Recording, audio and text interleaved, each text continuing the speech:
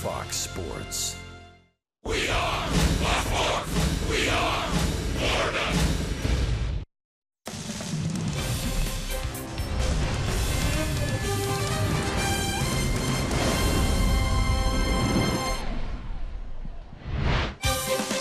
Hi, everybody. Another warm night in Boston. It is the Marlins and the Red Sox wrapping up this two-game set at Fenway Park, wrapping up the 4 games that they will play against one another in 2018. Expect another packed house here at the Fens. Inside the broadcast booth, Paul Severino and Todd Hollandsworth. This close last night for the Marlins to knock off the best team in baseball. Unfortunately, late rallies not enough as the Red Sox got the last laugh. Well, listen, you love to see the offense. The offense exploded, some great at-bats, some big home runs, all part of a great night offensively. At the end, surprisingly, the defense lets down, and the Red Sox once again get another victory, 3 out of 3 so far. So again, the Marlins trying to get one of this 4-game season series. They will do that against David Price tonight, at least attempt to against David Price tonight. But last night we thought about it, we talked about it going into the game, that the Red Sox are good at hitting velocity. Right. And boy, did they ever hit the velocity last night. Well, and they did. They put together quality at-bats, and they stayed out in front. That makes hitting velocity a little bit easier. So look where a lot of these pitches are. Now, some of them are good pitchers' pitches because this is a talented team. But when you're ahead in the count, you're looking for the fastball. You're looking out over the plate, and what does it tell you? 9 hits last night on pitches 95 miles per hour or over. By the way, that ties a season high in all of Major League Baseball. 4 teams have done it. Boston Red Sox have done it twice, including last night. So yes, in fact, they are one of the better fastball hitting teams. Well, perhaps the game plan a little bit different tonight with Trevor Richards on the mound. This will be the second time this season that Richards faces Boston.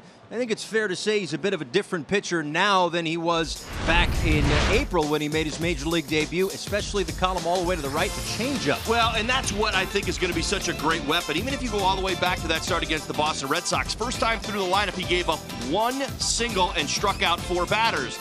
What's he doing now? Look all the way down. You see that changeup column, 19.4% up to almost 32% now. That's how much confidence he has built in that changeup, and it's going to have to be a huge weapon for him tonight if he wants to slow this Red Sox team down. And on the flip side of this pitching matchup is David Price, 3rd lowest ERA in the second half of the season. Marlins will have their hands full tonight against the lefty. Richards and Price, last of 2 here at Fenway Park. We step aside. We're back with the first pitch coming up next.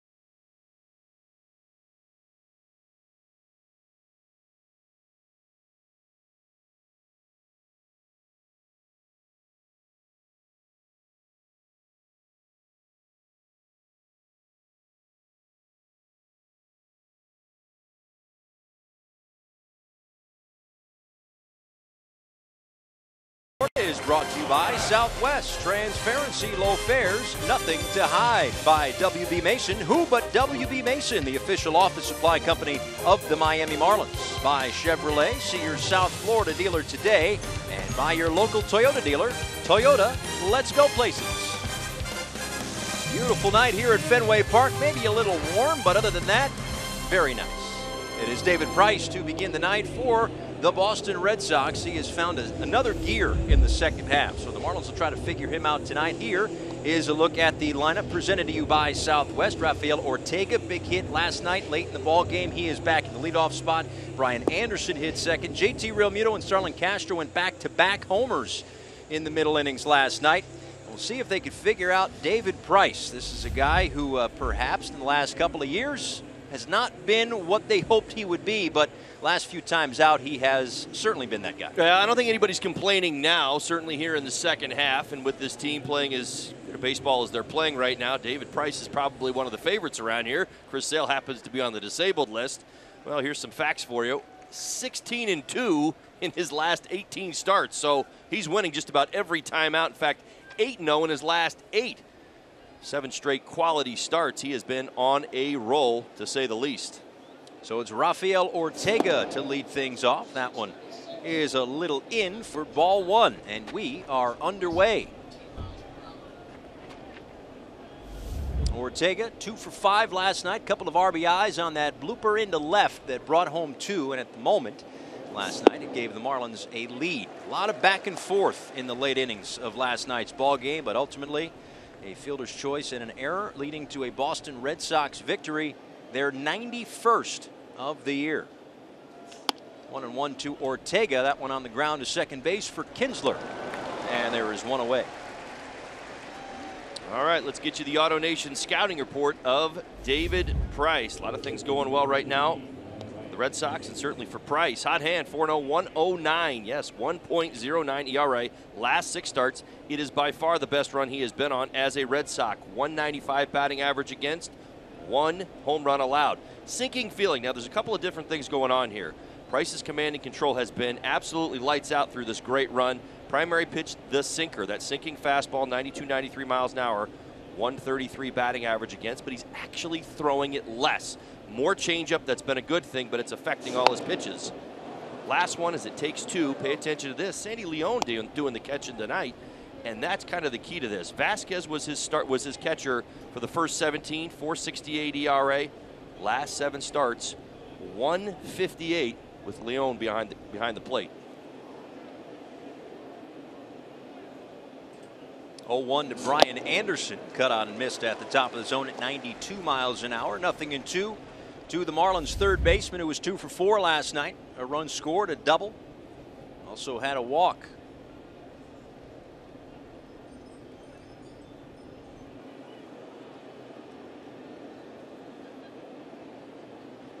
And Price's 0-2 pitch in there for a called strike 3. Might have been a little off the edge, but Scott Berry says strike 3, and there are 2 down for JT Realmuto, who was looking for a hit last night and found one over the monster. Yeah, good to see JT turn velocity around once again. A no-doubter up over the green monster. Great swing right there. And usually you hit a ball or a home run like that, it leads to something more. I kind of expect JT to start heating back up again. Marlins fans know that JT been in a little bit of a slump coming in. Certainly an impressive night last night. You see Price really dialing it up on the outside corner. It has been a big part. He is part of his success moving over to the left side. You see right there, he's on the left side of the rubber, the first base side.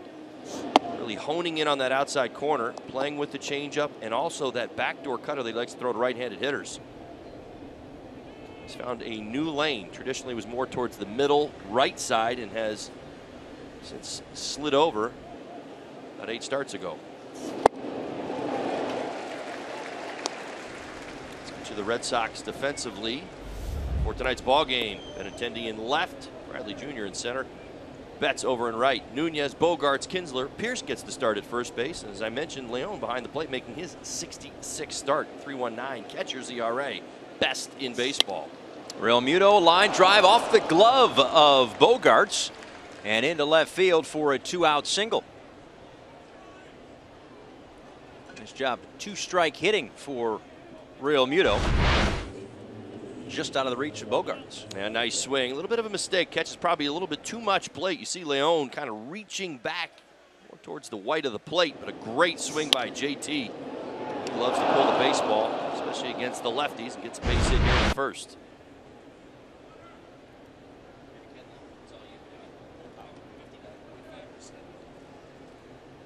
So 1 on 2 out for Starlin Castro was the back half of that back-to-back home runs last night. Also added a triple, part of a 2-for-4 night. Tripled off the center field wall, homered to right center field in last night's ball game. In there for a called strike.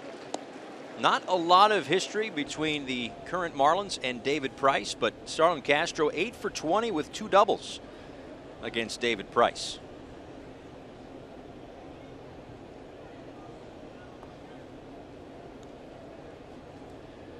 David Price can be slow and deliberate. It's kind of how he operates. It's not about tempo. Slow it down with the best of them. Out to right field, this is Mookie Betts to make the play. Price works around the 2-out single. Trevor Richards toes the slab next.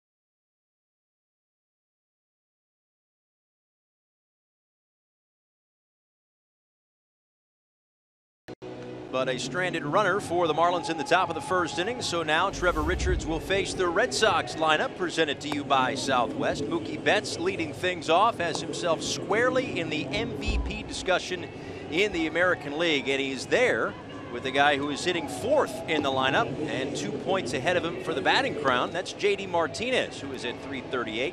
Martinez, first year with the Red Sox, the DH. You got Xander Bogaerts and Eduardo Nunez. Nunez, of course, involved in the win last night on the ground ball. Trevor Richards, his 20th start of the season, made his big league debut against this very same club in April. Yeah, 2.77 ERA over his last 7 starts. He's been throwing the ball pretty well, and you mentioned his first time out, his first big league start was actually against the Boston Red Sox, April 2nd. I was really impressed that first time through the lineup, 1 through 9, only a single and 4 strikeouts, had a good changeup, and I expect to see more changeup today. Keep your eyes on it. It's going to be a good pitch against this Red Sox team, as we documented here in the 2 games how good they are at hitting the fastball. First pitch of the night for Richards is a fastball, and it's in there on the outside corner to Mookie Betts. 0-1. Reached base 4 times last night, 15th time this season that he's done that. And shoots one out to right field. Ortega going back will make the catch.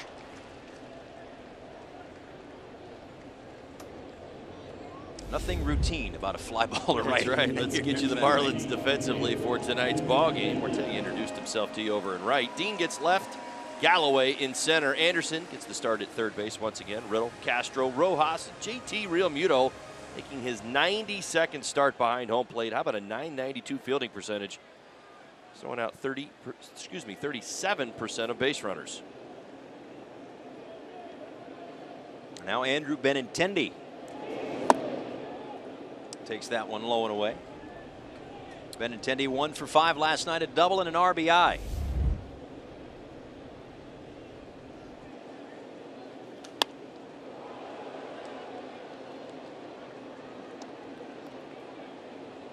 Another scorcher here at Fenway Park. 94 degrees. That feels like 101. So it's a tick hotter than yesterday. According to the weather, we should feel some relief right around 9 o'clock. Oh, good. Well, I just happened to see that. Terrific. Oddly enough, it's like something like 10 degrees cooler in Miami. Right. In rain. Yeah. Figure. There That it is that changeup. It certainly is. And it, listen, Boston Red Sox haven't seen Richards in months. I mean, this is what interleague play kind of turns into at times. You have a weapon, you use it, and you see it right there. Benintendi down to a knee, trying to just come up with some contact. Look at the spin, almost sideways as it runs away from Benintendi's back. Give you some numbers real quick. 4-seam fastball, change and curve. That's the arsenal. Now, he doesn't throw that curve too much, but it had a little bit more value his last time out. Changeup, hitters hitting 157 against it. One man has actually hit that changeup for a home run. His name is Matt Carpenter, and he's not having a good year, is he? No, not at all. 58 of 98 strikeouts on that changeup. And as you just saw, throws the lefties and righties both. Will be a big pitch tonight. The Red Sox has hit a home run on a changeup in their last 11 games. Nothing in 2 to Pierce. Realmuto sets in way inside, hits the target, and a called strike 3. Maybe a little off the corner, but Scott Berry gives Richards the benefit of the doubt. Through 1 here at Fenway Park, scoreless.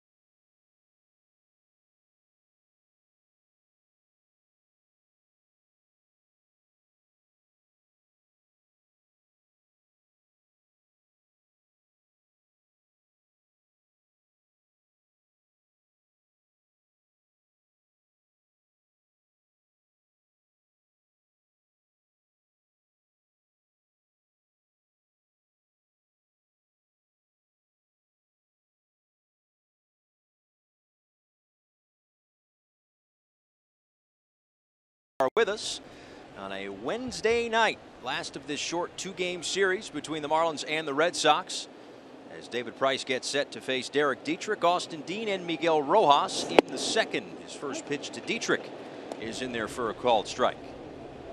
Dietrich 0 for 4 last night, did have a walk. With that 0 for, snapped a career-long 8-game hit streak.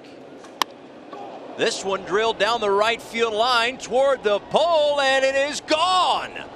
A solo home run for Derek Dietrich to lead off the second inning. Marlins in front 1-0. Now, there aren't too many lefties that go changeup, lefty on lefty. We just saw David Price do it, and I mentioned coming in, he had not been giving up any home runs. My, oh my, just the second home run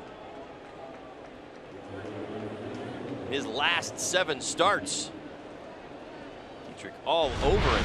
85 miles an hour. Watch the changeup. It's up.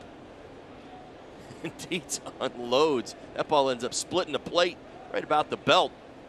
Knows he got it the minute he hit it. Long gone for his 16th homer this season, and now it's Austin Dean who takes a called strike.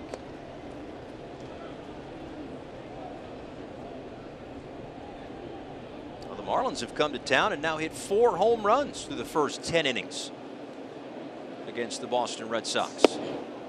Fair to say the ballpark plays a little different than the one we call home. Oh yeah, I think so. A little bit.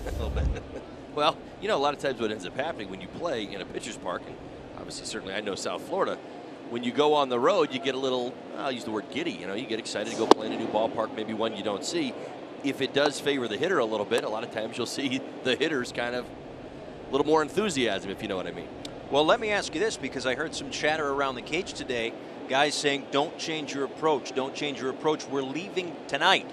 So, you know, you come to this ballpark, you know they're going back home where, again, it's a little bit different in terms of the home run conditions, the power conditions. Yeah, you certainly have, and you can hit it out to all parts, and that's what we've learned certainly here through the first 10 innings. Obviously a couple of ball games, but the ball jumps to left, center, and right. You just really got to deal with the dimensions, but it does favor the hitters. I mean, you got a lot of room to work here.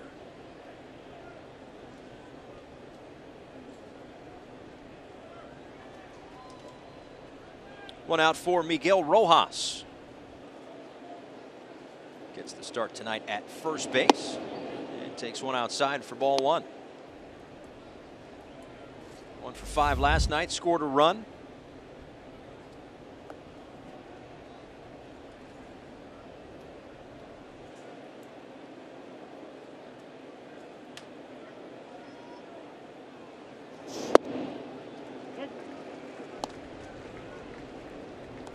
Don't forget about the Ram game break coming up in the 7th inning. Check in with the guys in the studio a little bit later on tonight.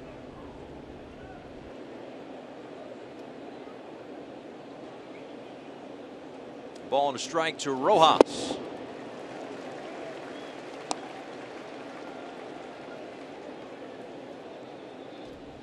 Marlins enter play 8-8 against the American League East. Yes, they have yet to beat the Boston Red Sox in 3 tries.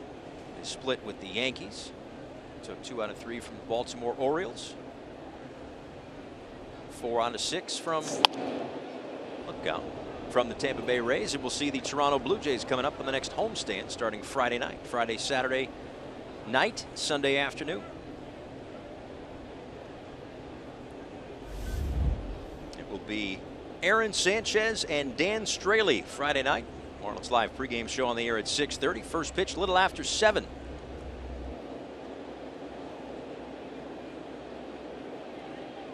Ball and 2 strikes. Now for Dietrich, just flashing back. 5th home run against a lefty this season. 3rd home run in the month of August.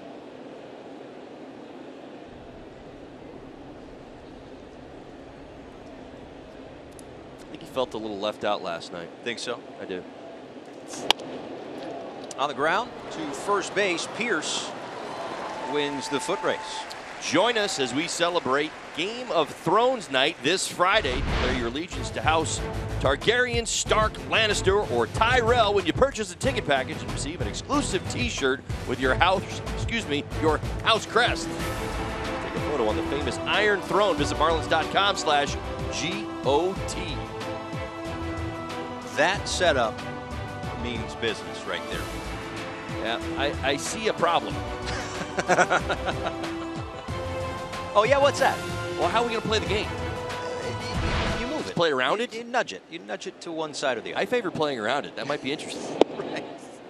Like a skill competition at Well, the All-Star break. Imagine what a foul ball looks like. Watch out for the throne. Right. Ball goes up above home plate. Catcher trips on something. Needs 16 stitches in his abdomen. Exactly. Yeah. JT Riddle pops this one up left side. It is Bogarts to make the play. And we are through an inning and a half, but Derek Dietrich takes David Price for a ride down the right field line. A 1-0 Marlins lead here at Fenway Park.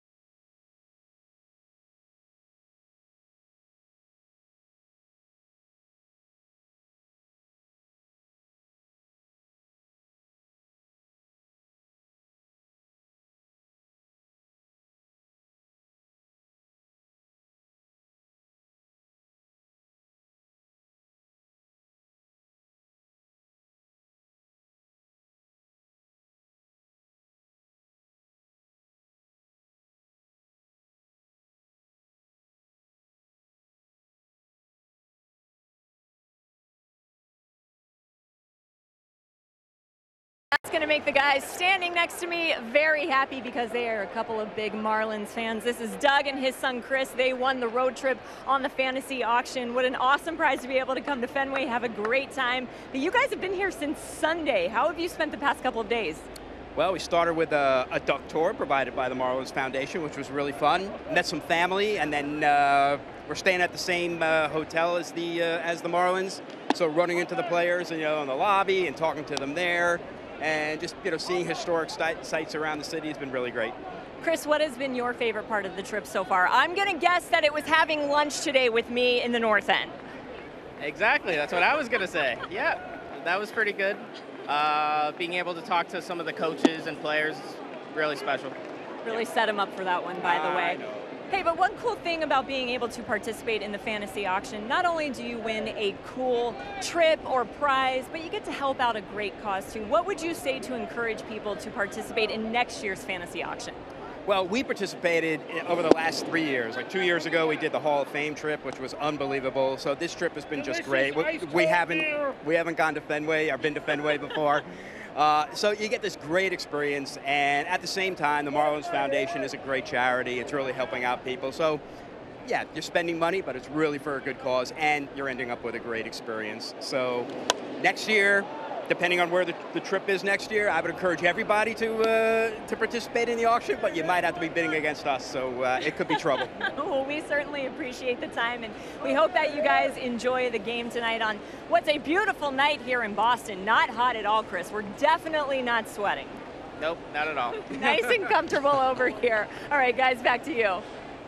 Jessica and guys, thanks so much. Yeah, really cool. I, of course, got to take part in my the first fantasy auction this year, and it's great to see everybody getting involved. And, oh, look, we've got Jessica Blaylock, the two gentlemen that we just talked to, and the genius behind all of our operations, the great John Sulcer, or at least that's what the card says.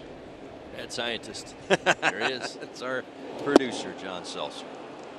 As J.D. Martinez strikes out, that's the third strikeout for Richards and third in a row if you go back to the first inning. I'll tell you what, Richards went right at him. I'll tell you, it was almost like J.D. was thinking, all right, I'm going to try to defend against that changeup or maybe look for it and then do my best to deal with his fastball if I have to.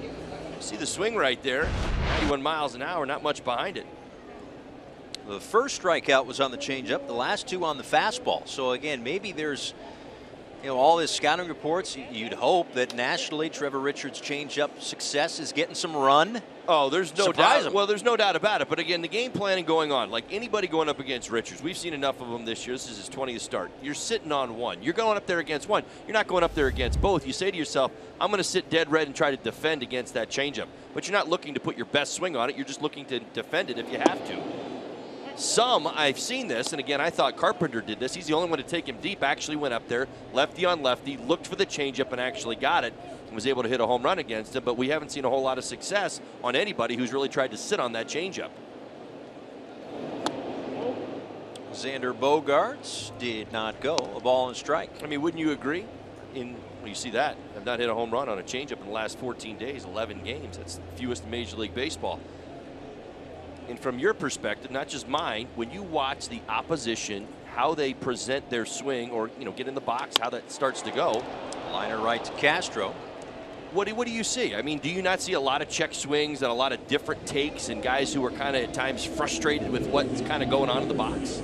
Yeah, I mean, maybe even more so than some of the guys that throw a little bit harder in the rotation? You're absolutely right. And that's the thing. I mean, it's not like he's the only one throwing it. It's not in this city Daisuke Matsuzaka's gyro ball from 10 years ago. I mean, other guys have changeups, but for whatever reason, and you could speak to this a lot more, guys just aren't picking it up. I think Don Mattingly said yesterday leading up to this start that when it comes out of his hand, it looks like a fastball. Well, he hides the ball so well. He's absolutely right. And when what he's really saying is that the mechanics, there's no mechanical breakdown. When you see the arm slot for the fastball, it's identical to the changeup, number one and number two. But what I love about his changeup is it does two things. It's got depth, meaning it's got downward motion vertically, and it's got some arm side run typically. So it does two different things. A lefty, it's a nightmare pitch. For a righty, he's got to concentrate and really work hard to get it up off the dirt if, in fact, he even gets one to hit. Ball and strike to Eduardo Nunez, who rips this one foul.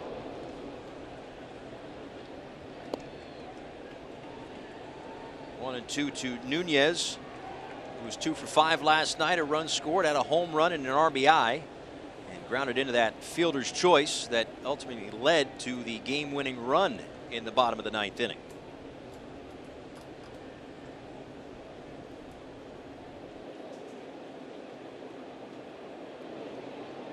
A 1-2 from Richards. Slap foul. You see the difference between the two swings we just saw went from Nunez. That a defensive hack with 2 strikes on a 91-mile-an-hour fastball that was caught a lot of plate. The one before it, foul by a mile, a changeup that he also barreled up, but again, timing was off.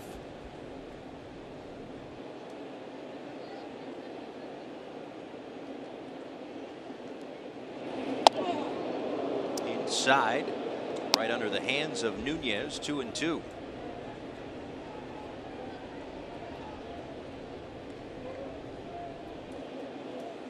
A 6-game hit streak for Nunez. 8 for 23 with 3 ribbies in that span.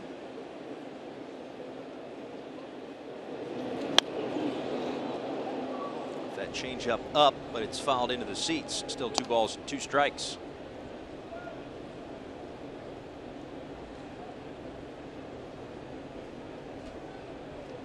A win last night for Boston to snap a 3-game skid.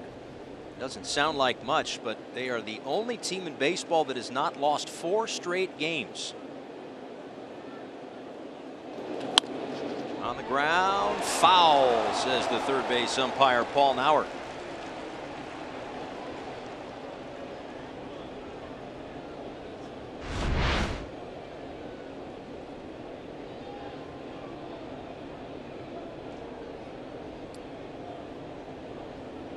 Good effort by Brian Anderson. My goodness, that wasn't foul by much. So he's okay. Came up shaking that shoulder just a little bit.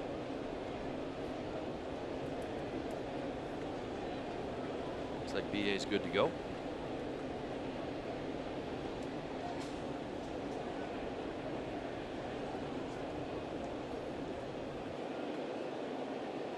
Again, the 2-ball, 2-strike pitch. Count runs full.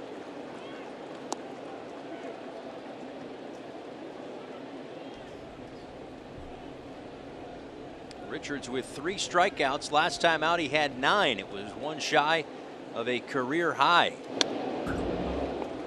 10 strikeouts against the Dodgers back in April. That was right before he went back down to the minor leagues. Worked on a few things, and since coming back up has been a much better pitcher. Not that he wasn't good already. He was, after all, the Marlins pitcher of the year last year. But he's fine-tuned some things.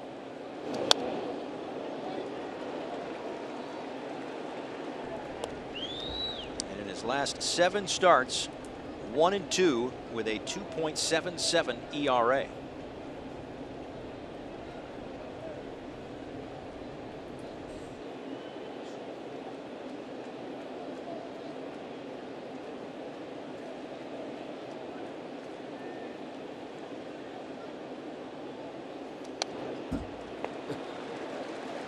Nunez putting together quite an at-bat. We've seen from Richards the fastball away, the changeup in, and well, trying to defend both. He's already seen 11 pitches. Back to that first inning, Richards incredibly efficient, picked up a couple strikeouts. Entire inning, 9 pitches, 8 strikes. And on the 12th pitch of the at-bat, Nunez ties the game. Over the monster for the 2nd consecutive night. We're even at 1. Nunez, multiple looks at the changeup in. Gets a changeup in, 3-2. Able to keep this one fair. Fouled off a couple of balls. Down the third base line, almost like a progression. Think back to the one he lined into the seats, then the one down the line. Well, this changeup stays up, splits the plate. It's up over the green monster.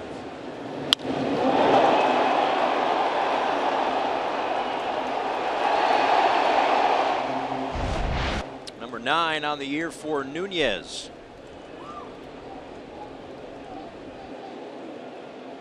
That'll bring up Ian Kinsler. Now Kinsler out to right field, into the glove of Ortega. Tied up at 1-2. Ted Williams would have been 100 years old tomorrow. Throughout the night, we'll celebrate the life of the splendid Splinter.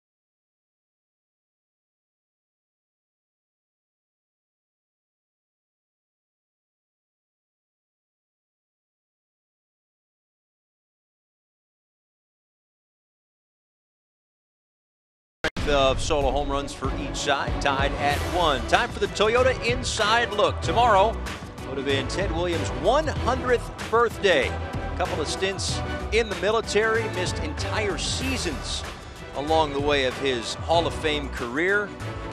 Wingman in the Korean War was John Glenn.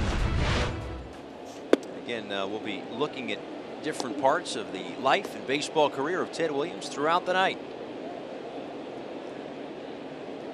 Twice an MVP, 6 times a batting champ, 2 triple crowns. 2 triple crowns. I know there weren't 30 teams then.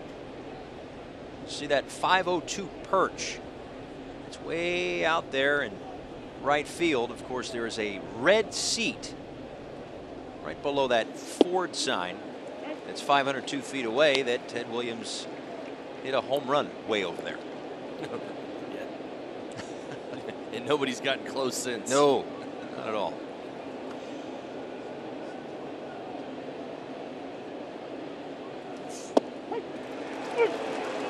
It's a called strike 3. Galloway is retired for the first out here in the third. Third strikeout for Price, first time through the order.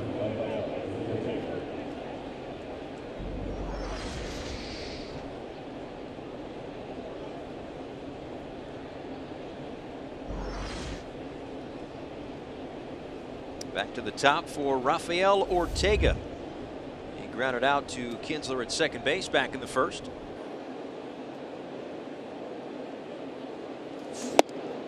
Takes a look at ball 1.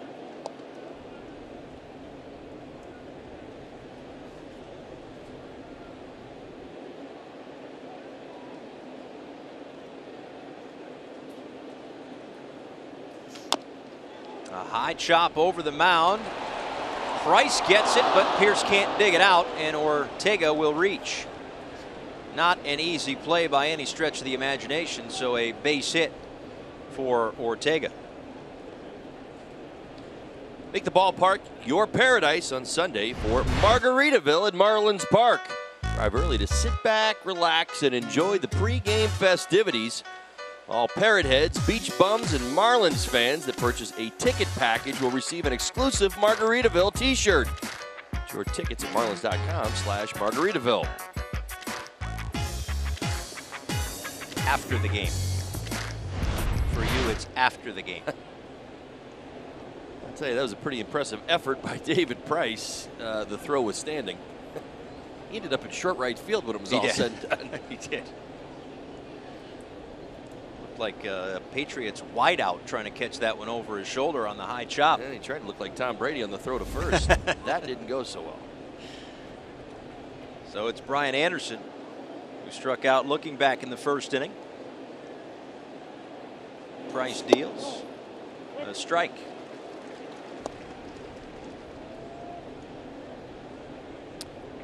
Now the righties from Price tonight. First time through that lineup, 4-seam fastball. You'll see the sinker. We talked about that already. The cut fastball and the changeup. Lefties, sinker, change, and cutter. Really not too many 4-seamers.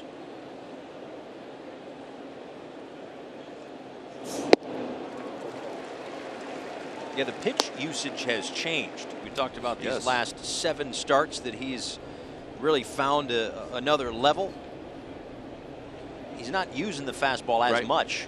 And it's actually made his fastball more valuable. He's using his changeup a bunch more, and you see this. This is really what he's been keying in on. 27 strikes of 34 pitches. He's attacking the strike zone. So a few things kind of going his way in regards to this run. Hot shot to Pierce, who throws to the second base bag. Bogart's got his toe on second base to get the lead runner, Ortega. My goodness, this whole play felt like the Red Sox were walking the tightrope and still able to get it out at second base. All right, look at Pierce, one hop smash right at him, bobbled it. Decides to go to second base. There's a lot on this throw, but it's not very accurate. And watch Bogarts change his feet. I'll tell you, this is impressive. Watch him drag his toes across the top of the bag. So that was like a wide receiver trying to get the toe in for a catch. Corner of the end zone. Right, okay, all right. So we've talked throughout the couple of games here in Boston how athletic this team is. Generally, we're talking about the outfielders, but boy, oh boy, their infield's pretty athletic as well.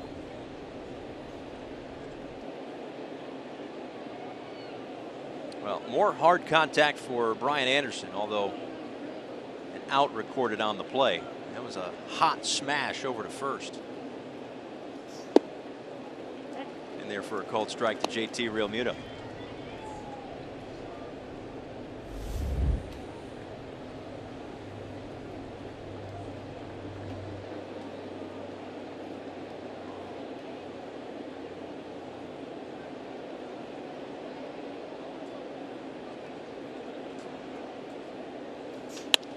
Real Muto to the gap in left center field. That will get down. Anderson on his way to third.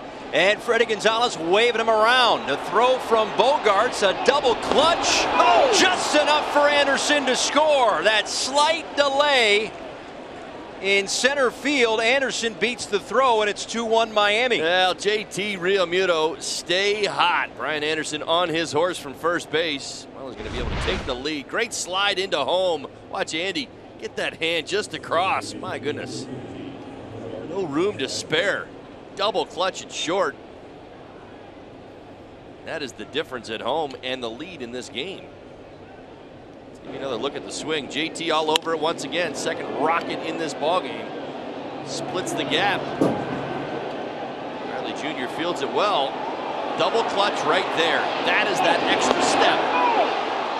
Anderson picks up the advantage.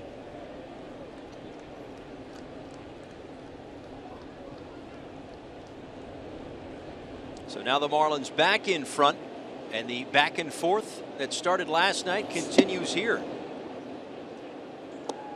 Marlins erased 3 deficits last night before ultimately losing the game. They have taken 2 leads. Here we are in the top of the third. Well, and again, usually we've talked about this when the Marlins are playing good baseball, taking advantage of some maybe missed opportunities on the Boston Red Sox side of things. Most people tell you the ground ball to Pierce probably could have been a double play. Didn't get the double play. You gain an extra out and you take full advantage of it. You score yourself a run. That little bobble right there. Yeah, they got the out at second base, but as hard as that was hit, probably thinking 2.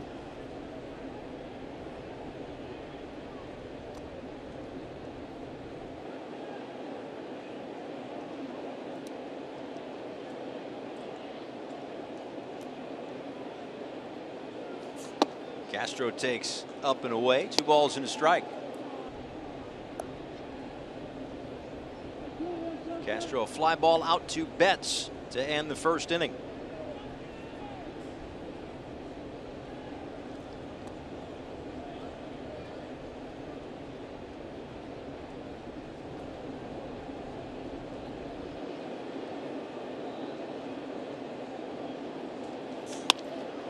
Into right field. Betts coming in. He'll play this one off a hop. In to score is Real Muto on the RBI by Castro. Oh, how about some 2-out lightning once again? Offense kicked it into gear about halfway through yesterday's ball game, and they're looking to pick right up. My goodness, doing it against David Price. Comes in American League's hottest pitcher. This cutter splits the plate, doesn't hit its target. Starlin stays inside. Betts kind of forfeits any chance of throwing JT out at home, going for the catch. I was a bit surprised he went down to his knees. I thought he was going to field it and come up throwing. Right, like kind of caught in between. Castro didn't hit a rocket off the bat, but it was perfectly placed. Betts playing back and certainly respecting his opposite field power. We saw that last night.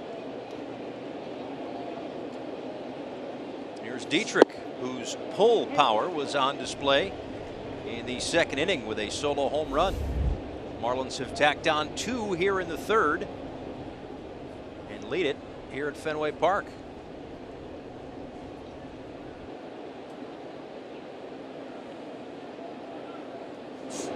And that got Dietrich in the forearm or the hand.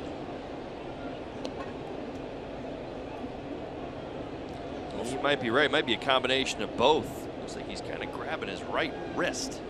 And for a guy that gets hit quite a bit, not often do you see him get hit in an unprotected area like that forearm or wrist. Let's see where it got him.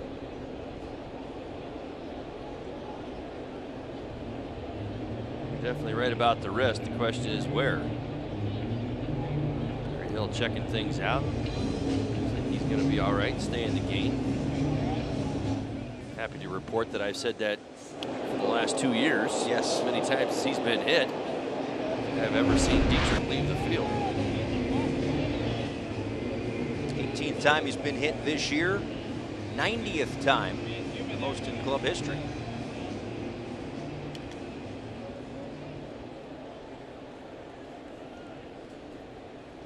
Now, David Price had allowed 2 runs or fewer in each of his 6 starts since the All-Star break, a career-long streak. At least they've tied a career-long streak, but the Marlins have tagged him for 3 runs. 2 2/3 innings into his outing here tonight. A chance for more as Austin Dean digs in. Strike to Dean, who struck out in the 2nd inning. Now you see the numbers. That's what we were talking about here in the 2nd half. 6 starts, 4-0 record, 109 ERA, and the strikeouts and the walk ratio are just absolutely off the charts. That's what the Marlins have done against him. Nobody else has been able to do in the 2nd half. It's a testament to their approach, and tell you what, they've been putting together some quality at bats. I mentioned a little earlier this inning, taking full advantage of an opportunity, maybe an opportunity for a double play that didn't get turned, turning that into 2 runs and looking for more. You mentioned it, you know, Price's numbers, how he's kind of changed him around. I gave it to you in batting average against, talking about the sinker, but he's throwing it about 10% less than he did in the 1st half and throwing his changeup about 10% more in the 2nd half. Of course, we've seen the backdoor cutter a number of times to the right-handed hitters already.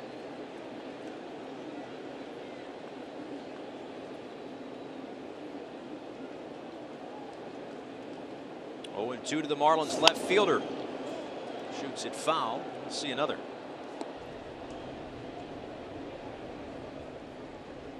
Well, it's been that cutter that's maybe been the most affected pitch of where he sets up on the rubber.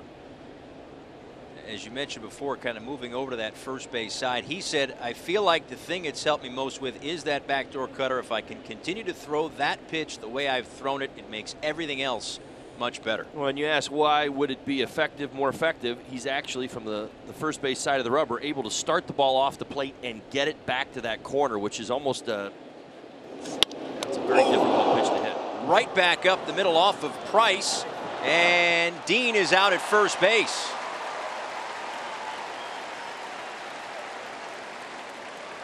Off of Price, who is the first Red Sox into the dugout. Marlins will take one more look. Got him off of both hands. It may have gotten his bare hand, his left hand too, but he's able to carry on over to first. And it looks like get Dean by a 1/4 of a step. Hopefully Price is all right. Marlins up 3-1.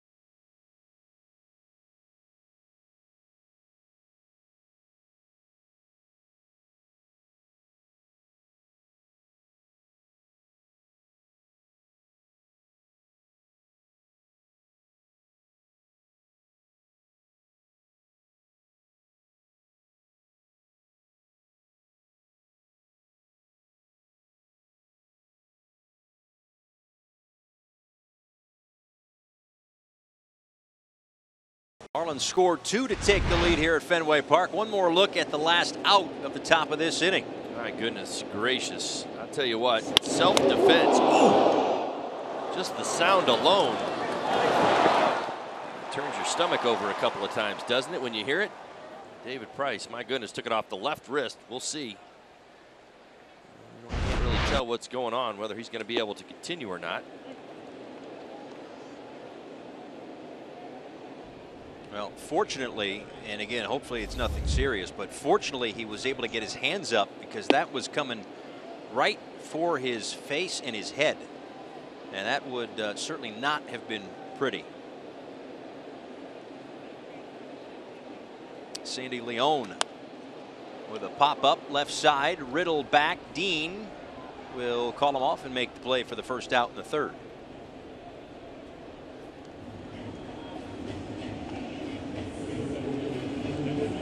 So a 2-run lead to work with for Trevor Richards as the number 9 hitter Jackie Bradley Jr. gets set to dig in, then Mookie Betts to follow. 2-game series here in Boston with off days on both sides. Back at it Friday. The South Florida Honda dealers present Marlins Live, the pregame show. We get set for the Toronto Blue Jays. Only interleague matchup against the Jays. In for 3 Friday night, Saturday night, and Sunday afternoon. Aaron Sanchez, Dan Straley on Friday night as Jackie Bradley Jr. pops this one up to Dean. In left, 2 away. Well, 2 down here. First time through the lineup here in the third inning. Leone and Bradley both chasing change-ups away, weak pop-ups to left. That's the bad contact that you're looking for and the effectiveness of the change-up tonight. Much like Price's splits. 36 pitches, 27 strikes already. It kind of reminds me of the first time through when we first saw Richards against the Boston Red Sox earlier this season. That's what he did. Gave up 1 hit, struck out 4. This time, 1 hit, obviously the home run to Nunez. 3 strikeouts.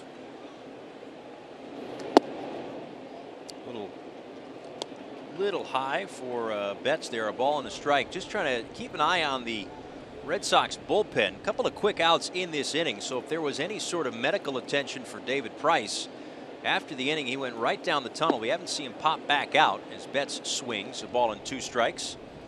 So Alex Cora and the coaching staff, training staff, all figuring out what's going on with David Price. Certainly be something to monitor here, and with 2 strikes and 2 outs, maybe not a long time to monitor it at all.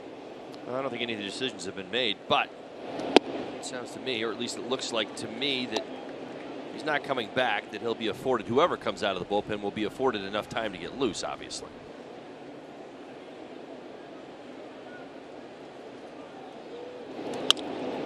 Grounded foul by Betts, who flew out to Ortega in the first.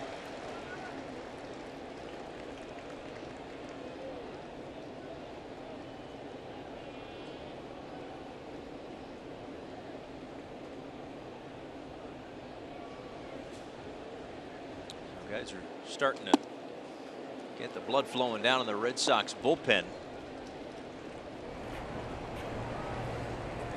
Could be an indication that something isn't right. Hector Velasquez, one of the long men for the Red Sox, starts to loosen, but Mookie Betts will give him a little extra time.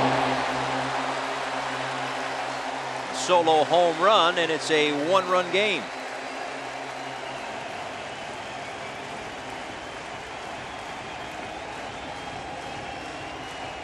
Now this lineup is as relentless as any we've seen this season. So many talented hitters, top to bottom. Really that challenge that presents itself. That second and third time through the lineup for Richards. And this fastball splits the plate. It's up near the letters, and you see what Betts, that athleticism, what he's capable of doing. No doubter. 28th home run on the season. Is inching closer to that 30-30 season. It's only happened 1 time in Red Sox history.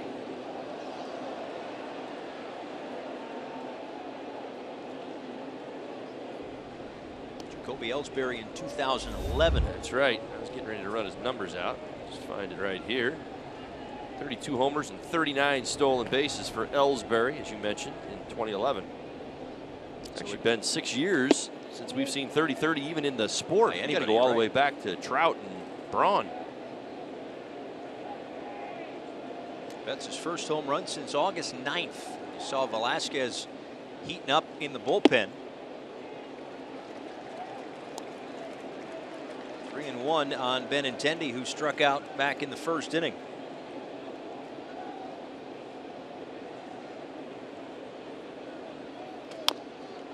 Chopped right side for Rojas, who flips to Richards. And the inning is over. Red Sox get one back on their second home run tonight. We'll see the status of Price next.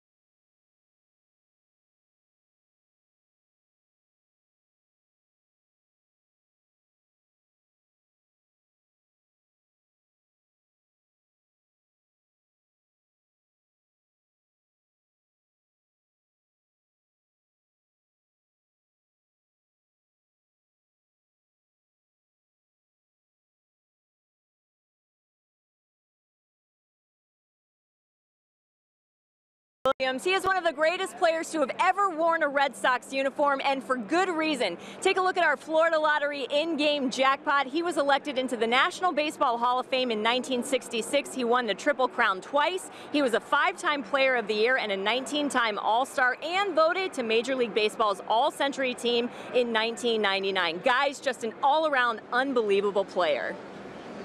Yeah, Jessica, thanks so much. Again, he would turn 100 years old tomorrow. Called Fenway Park home for a number of years. His number is retired here at Fenway Park. And there is that red seat that is 502 feet away from home plate, where Ted Williams once famously hit one into orbit in right field.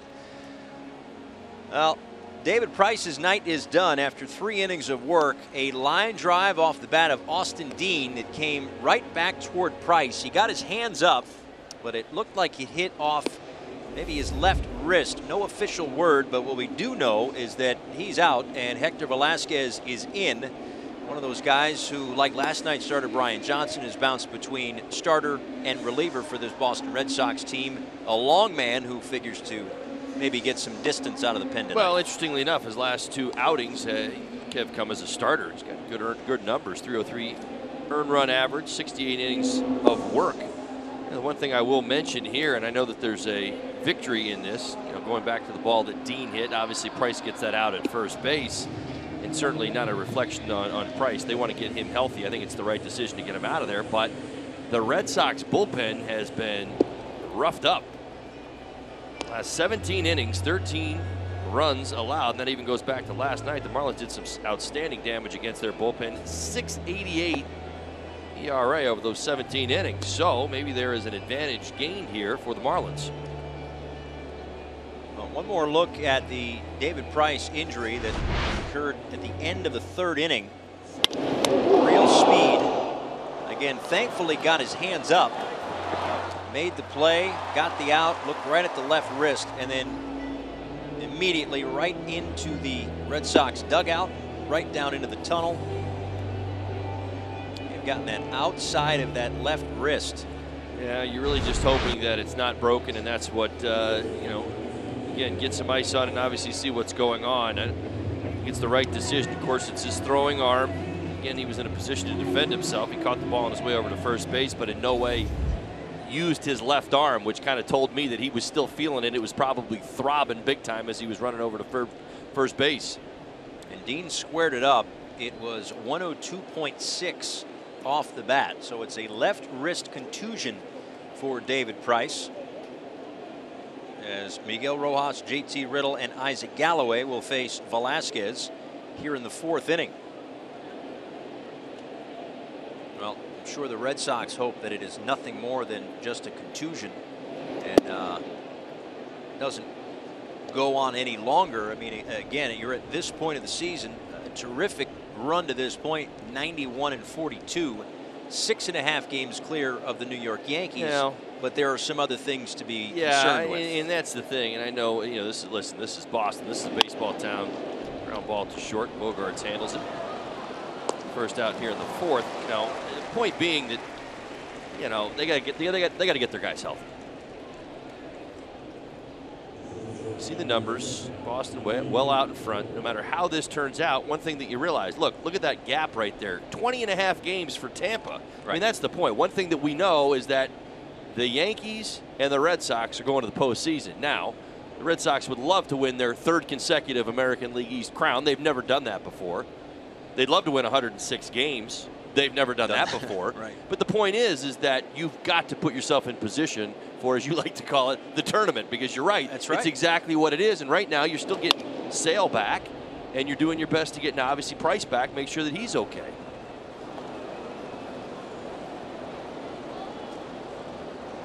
It's easy to beat the heat when you become an energy-saving expert. Go to FPL.com/beattheheat.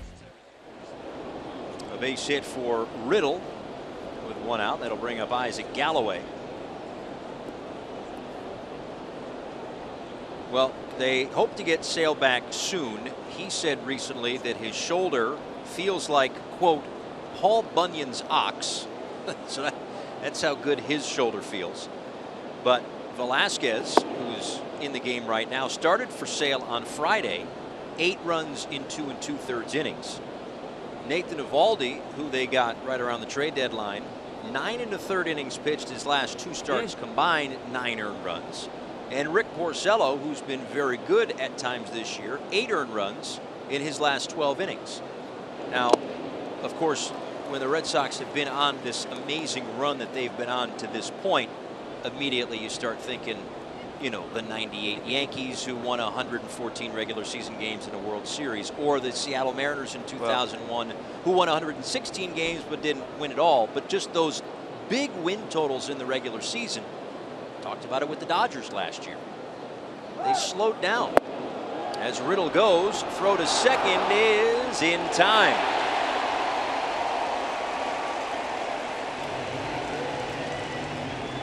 Sandy Leon's throw and Kinsler's tag.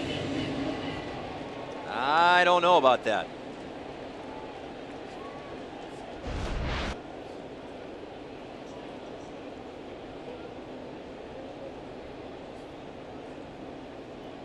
Well, Tim Wallach is on the phone. One more look. Okay. I think maybe a leather string from the glove may have gotten the thumb. This darn replay, I'll tell you. So many stolen bases have been taken away from potential base stealers over the last few seasons. I mean, the eye in the sky sees all. Right. But that wasn't even an overturn. That was one of those ones that, you know, 20 years ago you'd say, well, the ball beats you, you're out. You know, that bogus excuse. So now nobody on and 2 out for Galloway. Struck out looking in the 3rd. But he did hit a home run last night to the left of center field over the monster. Comes up empty here in the 4th.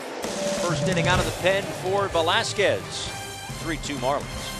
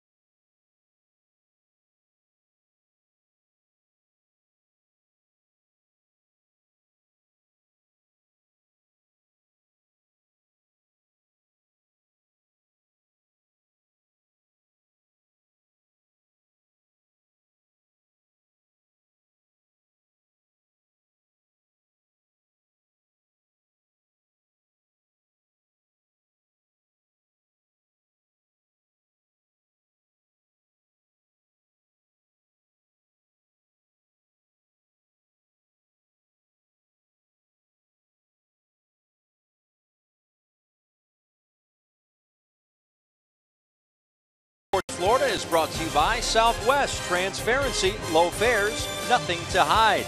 The Cleveland Clinic, stiff joints, aches and pains. Trust Cleveland Clinic, Florida, the #1 orthopedic care in Florida. And by Simply Healthcare, live the Simply life. Looking down on Fenway Park here in Boston, Massachusetts. Another packed house as the Red Sox lead the American League East by a sizable margin. Folks here in Boston hoping for another long October, which they have had a number of them recently. But first, got to get through August and then September. And then a very tough American League. Steve Pearce to lead things off. It's Pearce, JD Martinez, and Xander Bogaerts.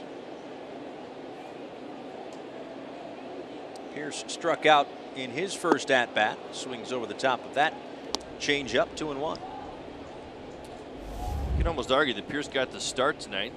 Between Pearce and Moreland splitting time at first base, the reverse splits favor Pearce getting the start tonight. Lefties versus righties in regards to Richards. For Pearce, he's had a pretty nice run here. 32 games, Boston Red Sox, 6 doubles, 6 homers, 15 RBIs.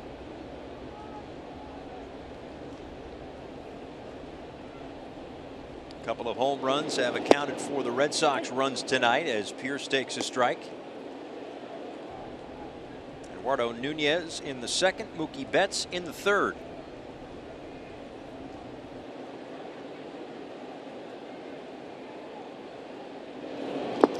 Cut on and missed.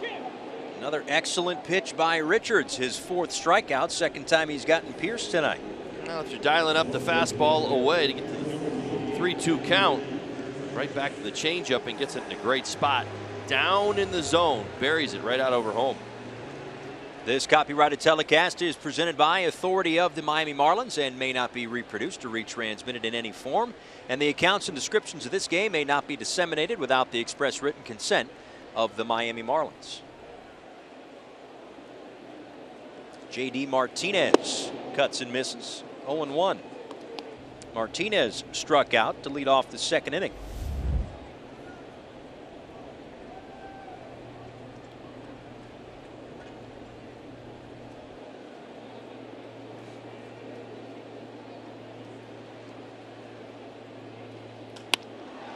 Line right to Castro.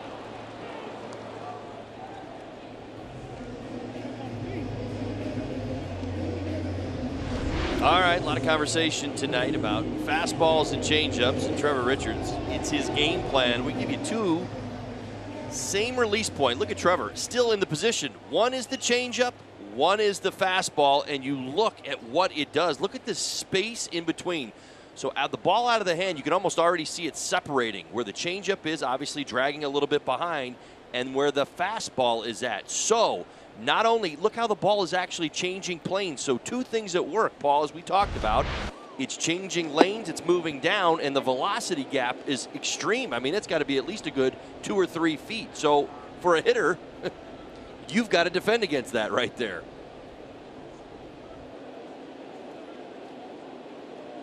-1 to Xander Bogaerts, who takes the ball inside. Maybe the most impressive thing about that is that when you watch the follow through, of course, our eyes are drawn to the balls coming out of his hand, right? As you see the changeup doing its thing, kind of dragging behind the fastball. But when you go back and look at Trevor, that's him twice, throwing 2 different pitches. The mechanics almost identical. We talk about tipping pitches all the time. Hitters looking for any kind of advantage, any kind of hands outside the baseball, tells you slider's coming. See a guy digging in his glove for maybe that split finger.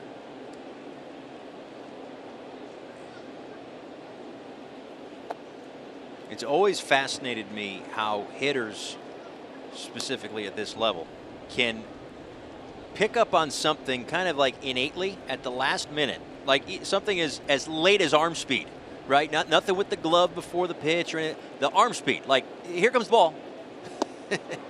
Anything that's different. That's right. A couple of strikeouts in the inning for Richards. Make it 5 on the night. Marlins up a run after 4.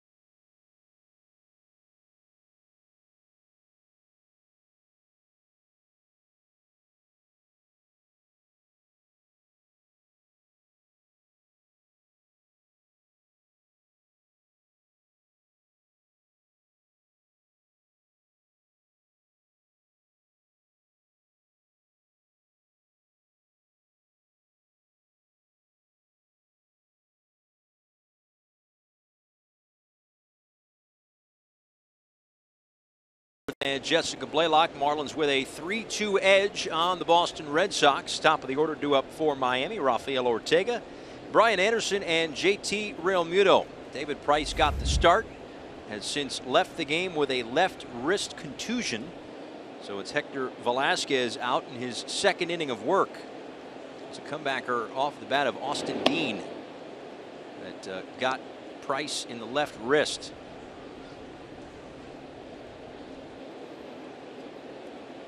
A single for Ortega back in the third.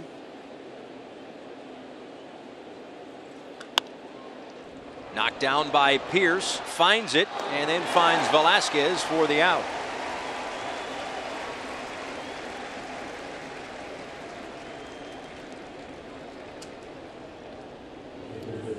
Marlins fans join Fox Sports Florida and Coors Light at Twin Peaks tonight in Davie to watch the Marlins take on the Red Sox. So get over there fast. Enjoy great Coors Light specials and win prizes all night long at Twin Peaks in Davie, 2000 South University Drive.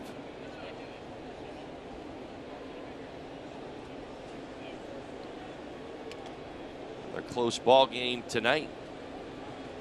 Exciting one certainly last night as the Marlins battled back a few different times. Obviously lost it late. Come out tonight, that offense has been there.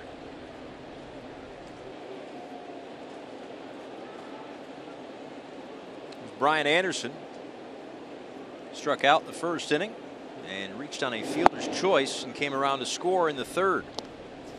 So this is the last of 4 meetings between these two teams, and had a 13-inning game that the Red Sox won at Marlins Park back in April. The 1-run game last night. Marlins have played some tight ball games. The other one was 7-3 Boston. But for the most part, some pretty tight ball games against a Red Sox team that has just been pummeling the competition all year long. Now that's 126 games of the 130 that they've played, so it's a small sample size, I understand, but Marlins have figured out a way to hang with the Red Sox. Now just got to figure out a way to get over the hump, get a win. That one got Anderson in the back, and he'll take his base 1 on 1 out.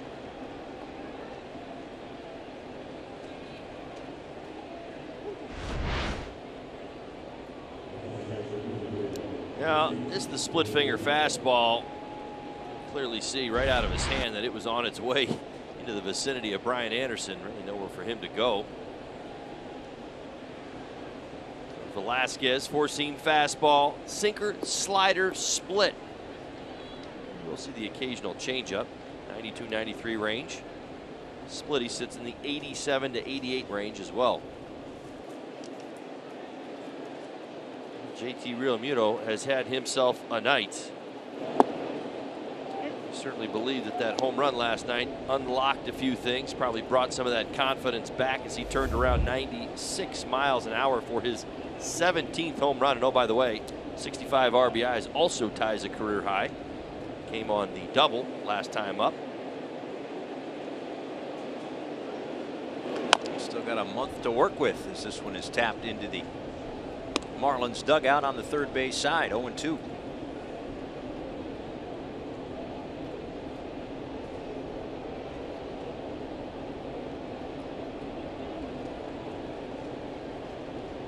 Since the home run last night, and that came in the 8th inning, he's lined out, singled, and doubled all on a line.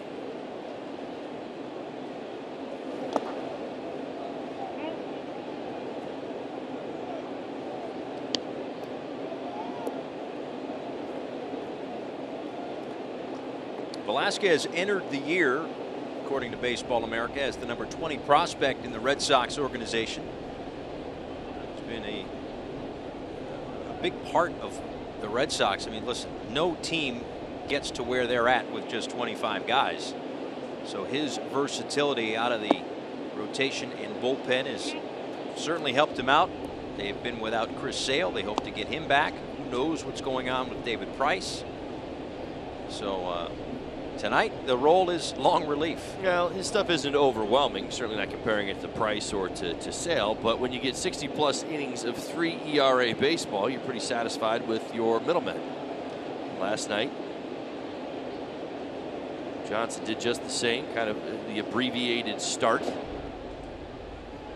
Knew he wasn't going to probably go long last night. Red Sox are piecing it together just a bit right now. It'll be a little easier for Boston and 29 other teams coming up on September 1st when rosters can expand, get some help from the minor leagues as Real Muto strikes out for the second out in the inning.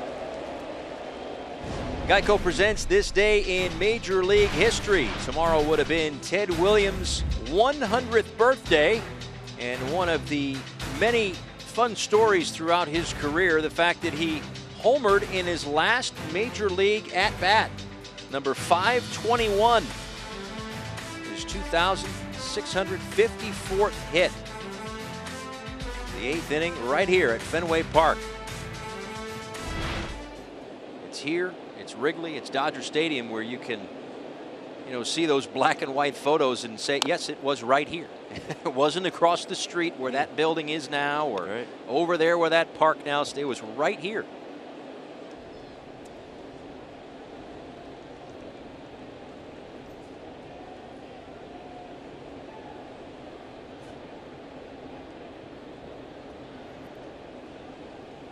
I'd like to say hi to those who are watching the Marlins watch party at Tarpon Bend and Coral Gables. Greetings from Fenway Park. Starlin Castro takes a called strike, 0-2. Castro an RBI single back in the third.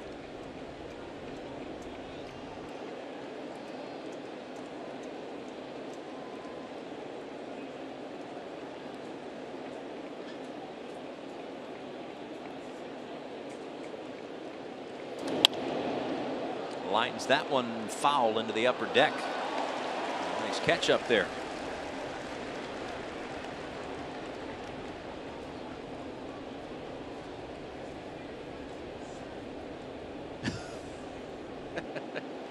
Seems like she was happy and she was sitting next to that guy who may have kept her from knocking over the beverage.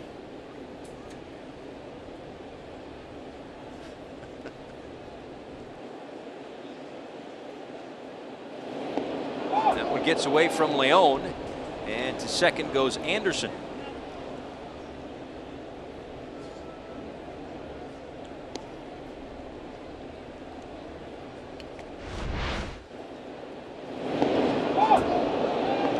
That split finger bounces in front of Leon. 31st wild pitch. Leon behind the plate this season. Opportunity for Starlin Castro with a runner in scoring position. Marlins are 6 for 18 with 2 outs in this series. As Castro takes inside, looking for another one of those big hits. Last night the Marlins did score runs, 7 runs on 13 hits, but they certainly had opportunities for more. 2 for 11 with runners in scoring position and 10 men left on base.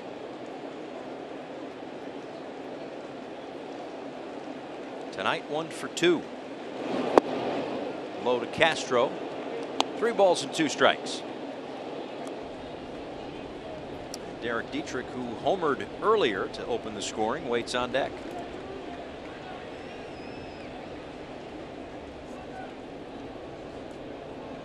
Nice at bat by Castro, working himself back into this count.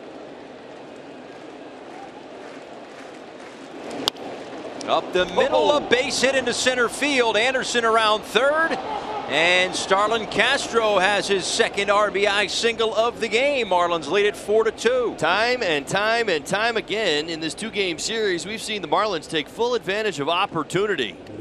Wild pitch puts a runner in scoring position. I think Anderson, in fact, the recipient both times. Starlin Castro puts together the quality at bat. 2-seam fastball boring in on his hands. Doesn't try to pull it. Hit it on the ground, stays inside, goes through the middle. Line drive. A 2-out RBI, another 2-out hit for Starlin Castro. He's among the league leaders in hits with 2 strikes. Marlins add to their 2-run lead.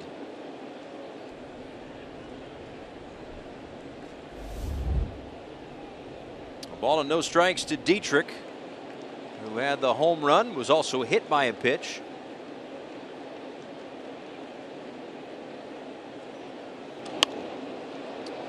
Left side, fouls it away. The Coors Light refreshing finish. A good way to start the ball game. Got the Marlins on the board down the right field line. Long gone for the homer. 423 feet, no doubt about it. Dietrich knew he got it the minute he hit the baseball. 85-mile-an-hour changeup up, split the plate. Swing.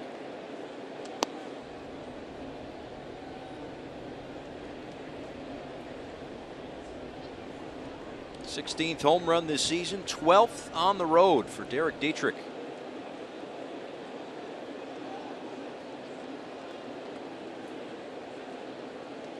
Check on Castro, who's back.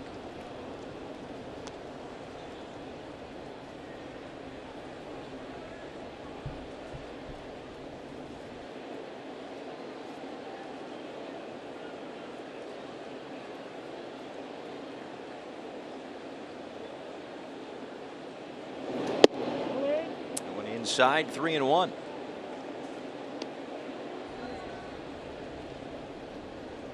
Well, it should come as little surprise that Castro has a couple of hits in this ball game. Entered the day a .331 hitter against Boston, third among active players. And Castro's 2 RBIs tonight have helped the Marlins to this 2-run lead in the 5th inning as Dietrich fouls another one back.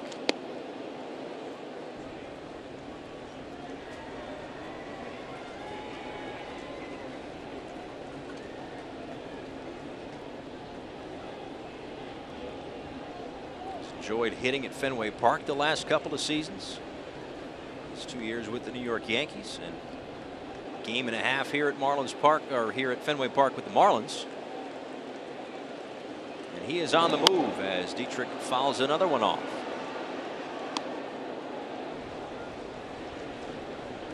The 41st multi-hit game for Castro, which ties Brian Anderson for the team lead.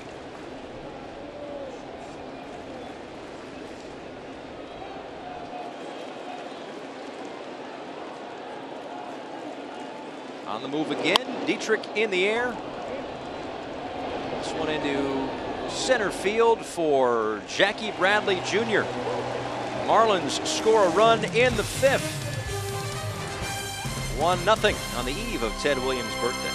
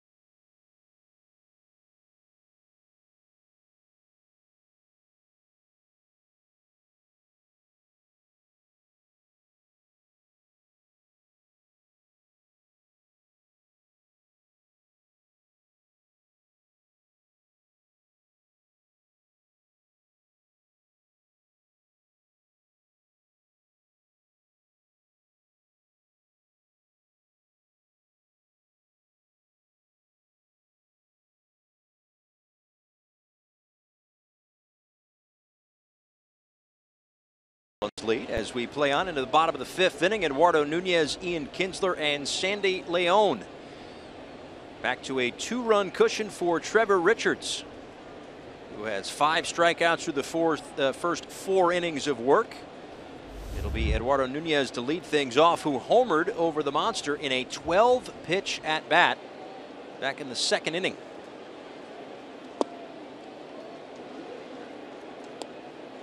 Right, so 12 pitches that ended with a home run, or like 64 foul balls. Now how does he go after him? You probably want to see him stay away as much as he possibly can with the fastball. That's the one pitch that Nunez was just more or less trying to defend against. We go back to that at bat, the 12-pitch at bat. It was almost a progression. The first foul ball to the left side was a line drive on the changeup. Then he hit the one down the line. That was the second changeup. The third changeup went over the green monster. Now, he's had a few looks at that changeup. I don't know if he wants to go to it too many more times, but it needs to be down there if he does.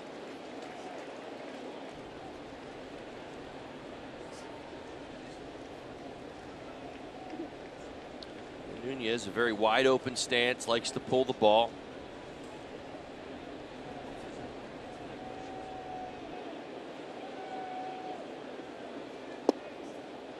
There's a strike. Well, that should tell you something right there. That ball catches a good part of the plate, outer third, inside the strike zone completely, and it's a 3-1 pitch. Nunez was taking it the entire time. He wants middle in. Chop to Riddle to retire Nunez for the first out. Well, a couple of years ago, it seemed like a lot of pitchers, or some pitchers, were getting into that high fastball, big curveball combination, right? So it was like the high fastball looks a little bit like the curveball and it falls off the table. For Richards, and what Don Mattingly talked about yesterday was, because he could spot the fastball bottom of the zone, the hitters have to defend that. And that's what, along with similar mechanics on the 2 pitches and the arm speed and all kinds of things like that, they still have to respect the changeup and the fastball the same. And I think we've done a pretty good job documenting what he has done differently since coming back. Now, listen, early on, everybody fell in love with the changeup, but in order for the changeup to work, he's got to spot the fastball. And again, we've talked, just a little roller out in front of home, going to go foul, about how he's going to sequence it. We've heard myself, I think Nelly said it a few times, where he needs to find value in his breaking ball. In fact, first pitch of this at bat was a curveball for a strike. He still doesn't throw it a lot. Last time out threw what, 12 of them? Yeah. And there was some value, but not a whole lot. Because again, that's a very small number, in 100 pitches. Here you go, we'll show you the numbers. You see how the curveball has come down. That's his last start, August 22nd, and that changeup up near 32%. But what that is telling us is that the fastball has been as effective as it needs to be. Living on the corners, making good pitches. Lined out to Riddle for the second out. And in fact, in that start, I was just looking at this a second ago, right? 4 strikeouts on the fastball, 5 strikeouts on the changeup. So listen, we rant and rave about how good the changeup is, how it messes hitters up, messes up their timing. But it has been as much about his fastball command and the ability to get strikes in tough spots in the strike zone as it is the effectiveness of the, well, might as well call it the knuckleball. He throws it as much as he does. Right. The changeup, because that's kind of how it behaves. 0-1 to Sandy Leon, who flew out to Austin Dean in left back in the 3rd inning.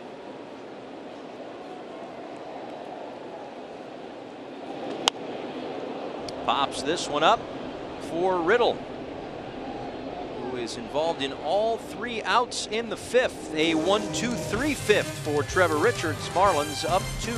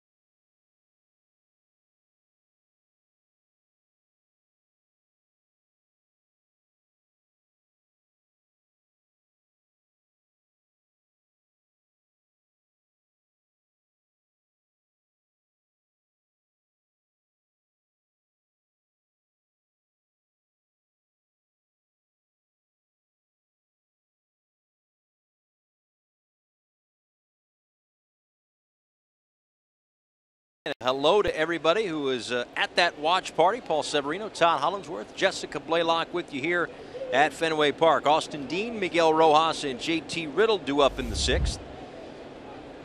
It was Dean who struck out in the 2nd inning and then lined right back to the mound, a comebacker that knocked David Price out of the game. A left wrist contusion for the Red Sox starter tonight as Dean takes that one low. 1-0 from Hector Velasquez.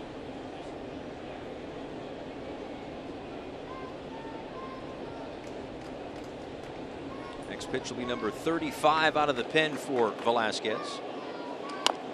And a high chopper to Nunez, whose throw just beats Dean by a step, 1 away.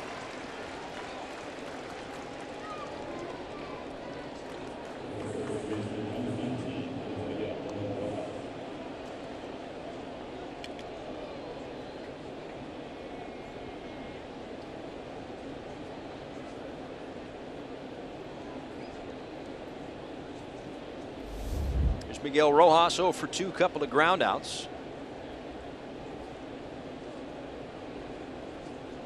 Red Sox in front of the Yankees by 6.5 games in the American League East at the start of play. Yankees trailing the White Sox right now in the Bronx 3-0.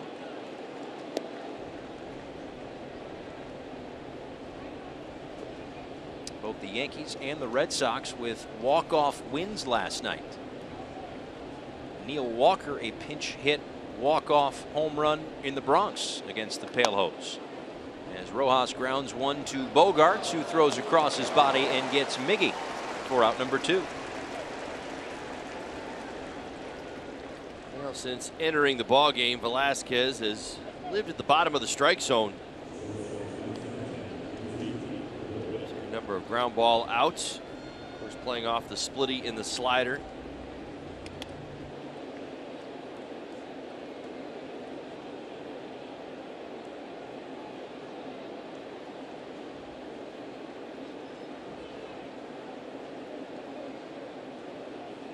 JT Riddle takes a called strike. Riddle a base hit back in the 4th inning and was caught stealing.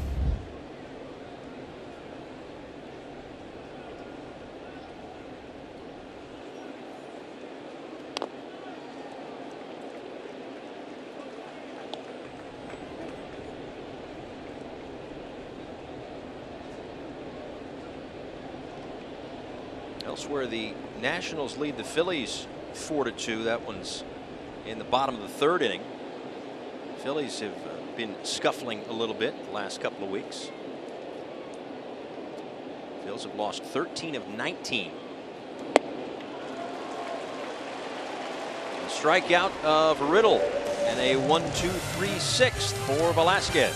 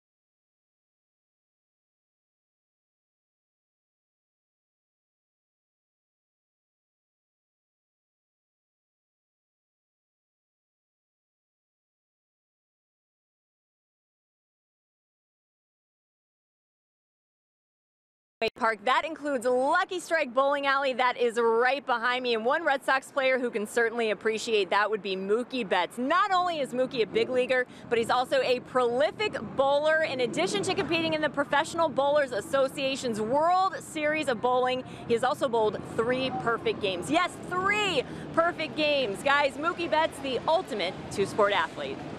Jessica, thanks. 3 perfect games. That is certainly nothing to sneeze at. Not at all. Nolan Ryan had 7 no-hitters. Mookie Betts has 3 perfect games. Close. A little younger, too. That's right. He's got a bright future in that pro bowling ranks. Yeah, if this baseball thing doesn't work out for him, sure. He'll bat second in the inning after Jackie Bradley Jr., JBJ, Betts, and Benintendi here in the 6th. Marlins up a pair. Trying to get out of Boston, out of this 2-game set with a win.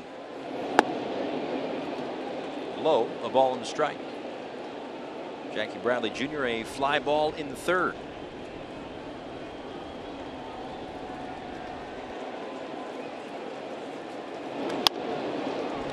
Hit hard, but right to Castro.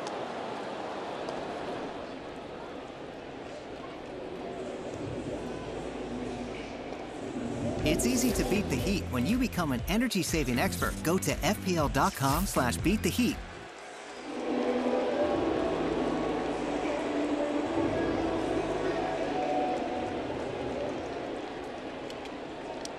So Betts digs in, having homered over the Green Monster back in the 3rd inning. At the time, that got the Red Sox back to within a run. Marlins have since added another. Take you back to the 3rd. Yeah, this 3-2 fastball turned around. Home run number 28. Here's another note for you. 70th hit this season. Leads all major leaguers with 2 strike hits. That was number 70. Starlin Castro happens to be on that list as well. Last base hit to center field. RBI single came with 2 strikes. He's got 61.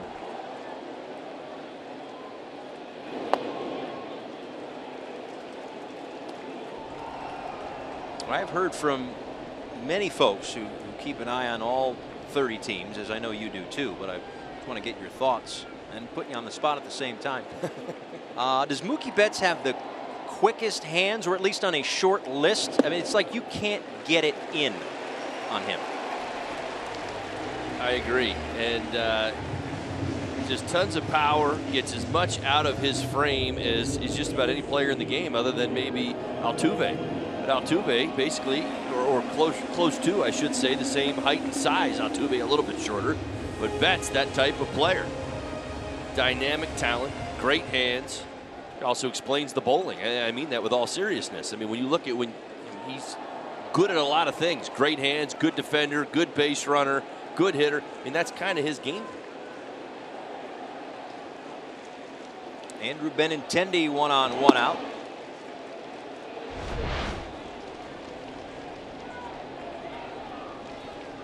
I think what impresses so many former hitters and players about Betts is the fact that when he starts his swing, and a lot of hitting is this, the adjustment that you make mid-swing to what you see and how you react to it. You see the ball in a certain spot, maybe it breaks another inch, or whatever you're adjusting to as a ball coming in, typically somewhere between 88 and 100 miles an hour, right, that he can pull his hands in just that extra inch to get the barrel to the ball, or he can extend just that extra inch to get the barrel on the pitch away. That is, you know, listen, you can't teach that. That is just a God-given gift, and he's got it. It's what so many worked for and worked towards, to have better, quicker hands, quicker hand-eye coordination, those quick twitch muscles, as we call them. Well, he got the whole bag. I mean, he's got him in the legs, too. I mean, he's got some of the fastest feet we've seen. Yeah. I mean, I've seen a couple of his home runs. Some of the longer ones he hits, like you watch his feet. Like, it's almost like he's not even completely grounded as he rotates through his swing. You'll see his front foot at times come out and kind of roll out. I mean, he's got so many tools that if any one phase of his game might be slumping just a bit, he's still such a dynamic talent, you don't ever think about giving this young man a day off. You're right. Baseball America just came out with their best tools issue. I mean, second in just about everything. You talk about the 5 tools. What's left? I mean, listen, Stanton moved over in Judge are in this league as well, so he's not going to get most power. It's just, that's a fact, but there's nothing there. It's amazing. He dominates. And he's good at the 7-10 split, too. Yeah, and what do we got? 24, 25 years old? Oh, yeah. my. Could be around for a while. The Red Sox do what's right. He should be here for a long time. We don't want to see him hit free agency. And check on Betts, who's back, maybe to give Drew Rosinski a little extra time to loosen up in the Marlins bullpen. StatCast AI powered by AWS. Stays to the right side a little bit more than the left. That's why the Marlins have 3 on that side. Here's a called strike, 2-1. Benintendi 0 for 2, a strikeout in the first, a ground out in the third.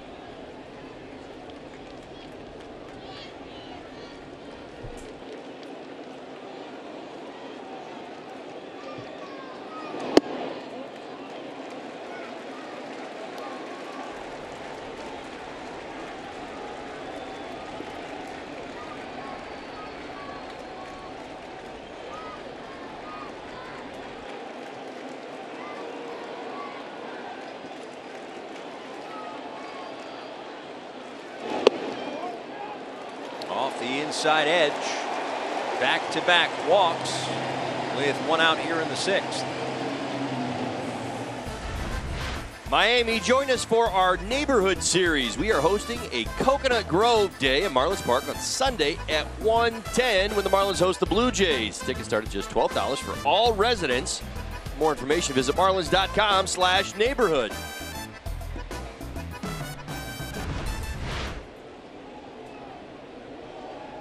Pitch will be number 85, the first 2 walks of the night for Trevor Richards.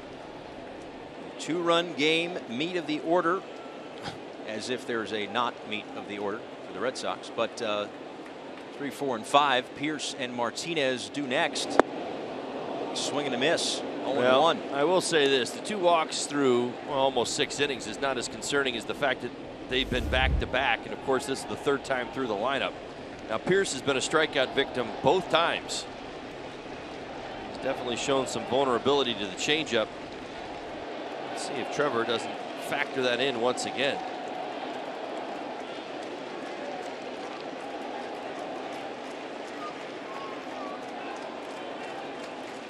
The 0-1 to Pierce. Just misses low, a ball and a strike.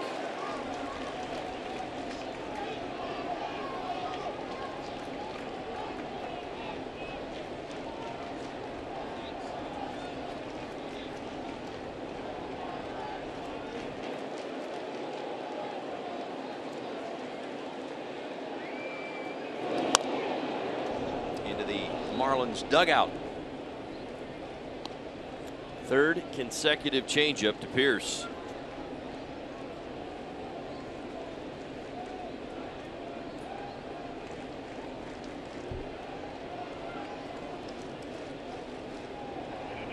Tyler Thornburg up in the Red Sox bullpen as Gruzinski continues to throw in the Marlins pen. Big pitch coming from Richards, a ball and 2 strikes.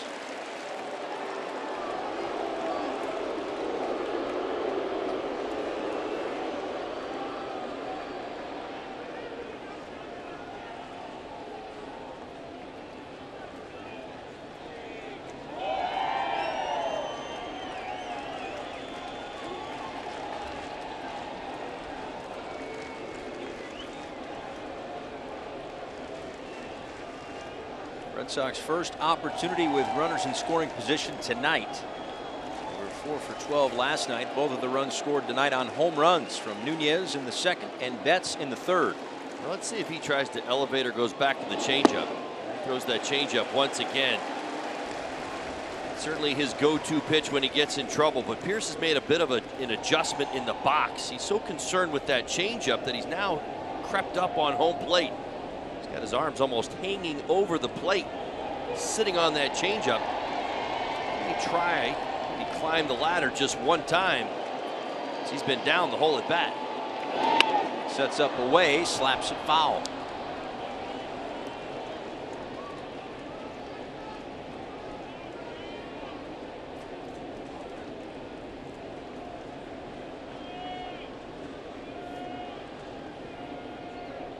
Richards prides himself on being unpredictable. You're thinking fastball, he's throwing changeup.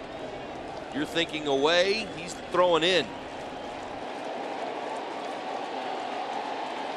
2-2. Inside corner for a called strike 3. Perfect pitch.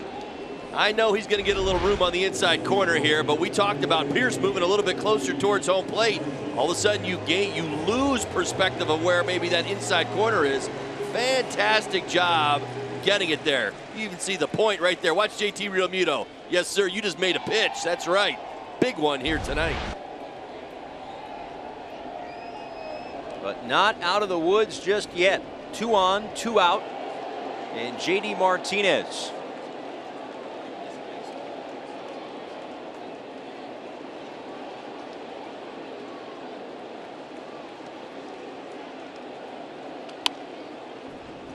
Grounded foul, 0-1. Martinez struck out in the second, lined out in the fourth.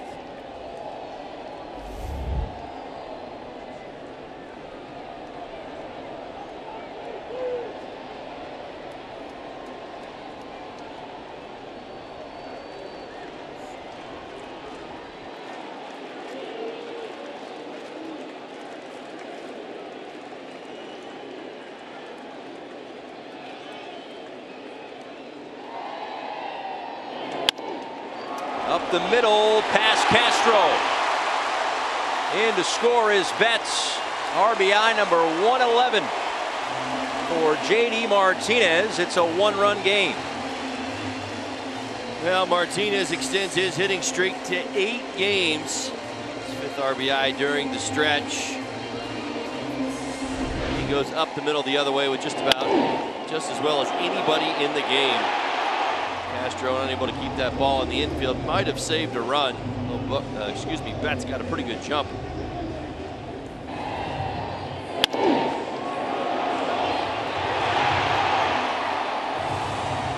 Don Mattingly out to make the move. Trevor Richards will leave with a 1-run lead, but the runner's on base, his responsibility. Marlins make the Florida Lottery call to the bullpen.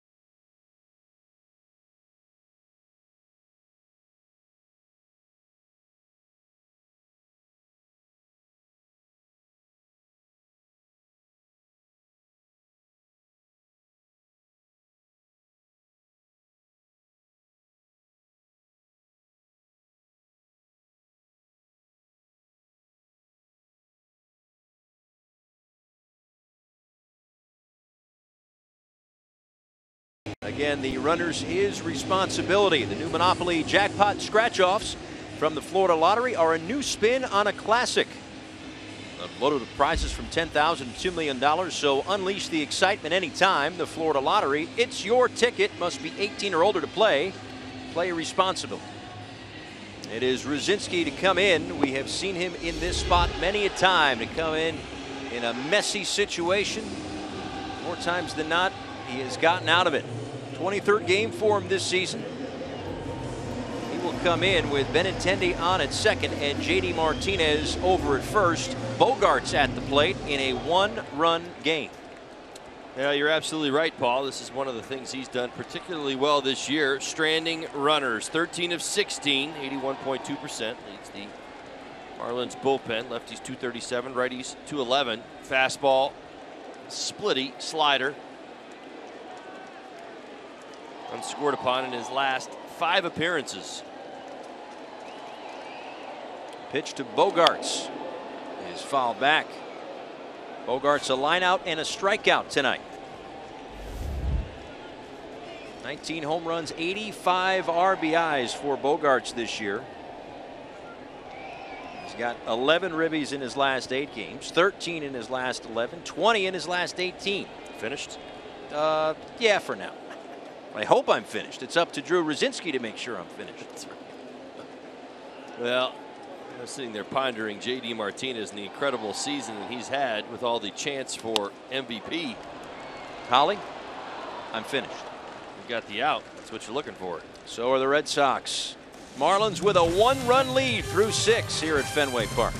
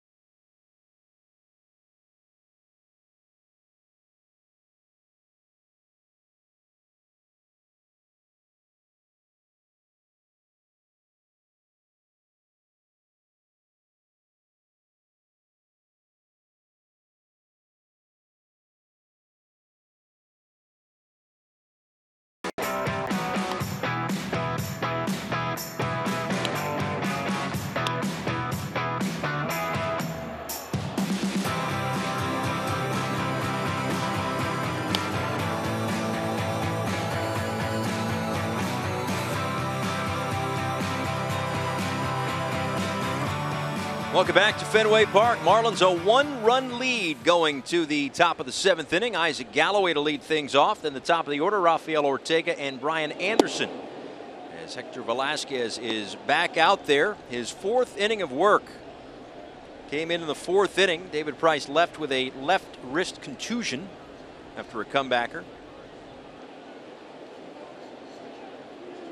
Price gave up the first 3 runs. Velasquez gave up 1 run in the 5th inning on an RBI single for Starlin Castro. He's got 2 ribbies in this ball game. A couple of strikeouts for Galloway.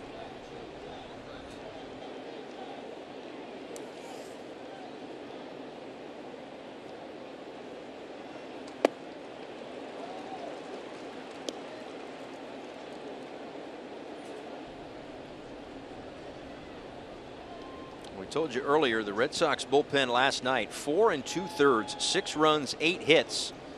In August, 83 2/3 innings, a 3.87 ERA. Well, they certainly have had their issues. That has been a lot of the chatter around town since the Marlins have been here.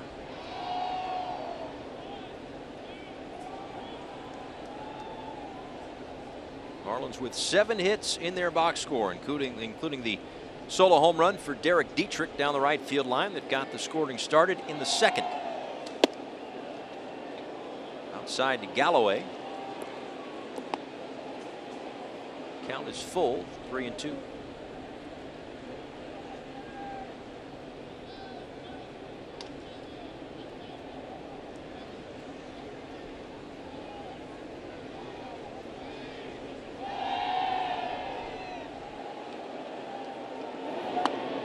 That one low, and Galloway works the leadoff walk. The Toyota Trend all based around Ted Williams, who would have turned 100 years old tomorrow. Hit 406 in 1941. There have been over 19,000 big league players since 1913 have hit 400. 12 before Ted Williams. That certainly tells you something right there, doesn't it? It's, yes. The game is a little bit different, obviously. George Brett really the only one getting close. I was with Todd Helton. It was 2000. It was in about 372 late August, 372, 380 range, and there was a lot of talk about a push, and Helton was having one of those kinds of seasons. But you realize you need the at-bats, you don't need walks, and you got to get 2 hits a day. That's kind of how it goes. 1 for 3s don't cut it. It's either got to be 1 for 2 or 2 for 4 or 2 for 3. Yeah. And if you don't, then you're going to take a bit of a hit. Now, of course, you don't really think about it in that moment. You just kind of do your thing. Helton had one of those incredible seasons going on in 2000. I believe the closest anyone has come was Tony Gwynn in 1994. 394, wasn't it? 394, didn't finish the season, of course, because of the strike. But if they had. Oh, I'd bet on it. Believe me, I was on the receiving end of, I don't know, it felt like at least 200 of his hits. I mean, we played I was in L.A., played the Padres all the time. Careers kind of matched up. I can't tell you how many times I bent over to pick up a base hit through the 5-5 hole. Ortega fouls it back, 1-1. Well, in fact, Gwynn and Ted Williams became great friends through the years. And in fact, maybe one of the best moments, certainly in All-Star game history, but maybe even in recent baseball history, was when the All-Star game was played here in 1999, and those two guys had garnered a connection between the two of them, and of course their love and mastery of hitting, as it were. And Ted Williams came out. They had the All-Century team, and Ted Williams came out, threw out the first pitch. It's what makes baseball great, right? So you've got 2 of the greatest left-handed hitters in the game, and their styles couldn't be far apart. Now, I know when we get into the batting average part of this conversation, it all adds up to the same type of conversation. Sure. Point being, Williams known as one of the best pull hitters the game has ever seen. What's Tony known for? Staying inside the baseball and going the other way is better than anybody else in the game of baseball. So, ideas, philosophies similar, contact in the strike zone so different. Hips before hands. That was the idea. The barrel's out in front. Get the barrel there, hitting home runs. We've already talked about the red seat that's over 500 feet away. Tony had certainly more power than his career probably would tell us. But the idea was it was always about his approach. Stay inside the baseball. You think a shortstop didn't park out in the 5-5 hole? As soon as you did, he'd go right back up the middle. I mean, he paid attention to these things.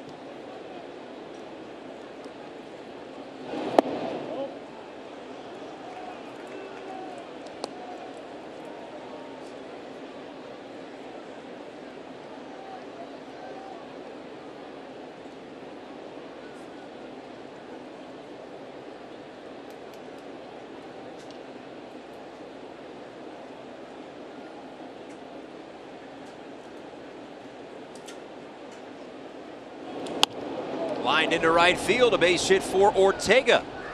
Galloway takes a turnaround second, but he is back. And the Marlins in business, 2 on, nobody out in the 7th.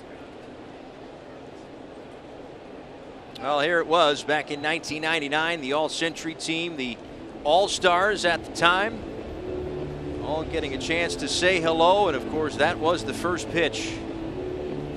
Been a lot of great moments in this ballpark, certainly in the last 15 or so years, but that one could be paramount outside the World Series. It's going to do it for Velasquez. Florida Lottery call to the bullpen here at Fenway Park.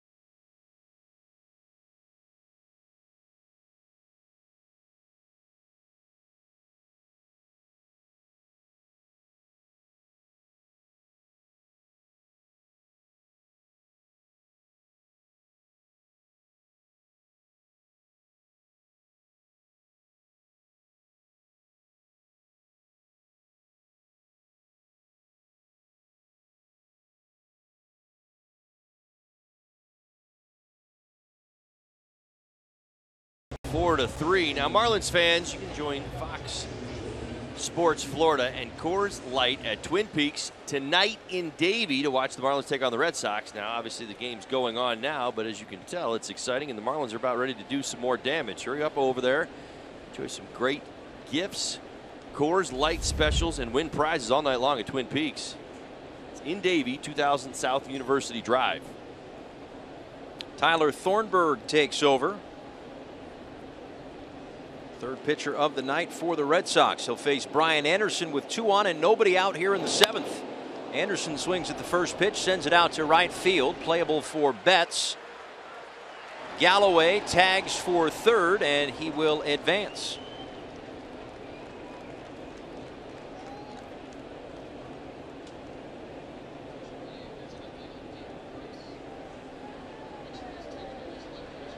Nice job by Galloway.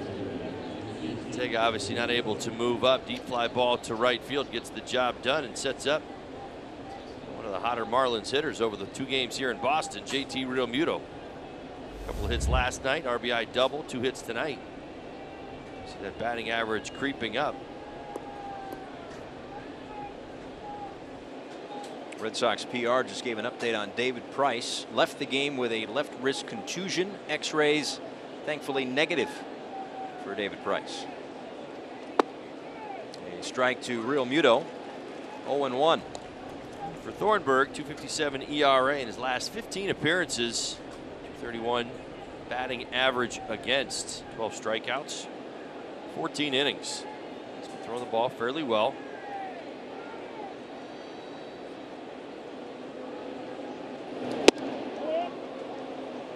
And on the hands, 1-1.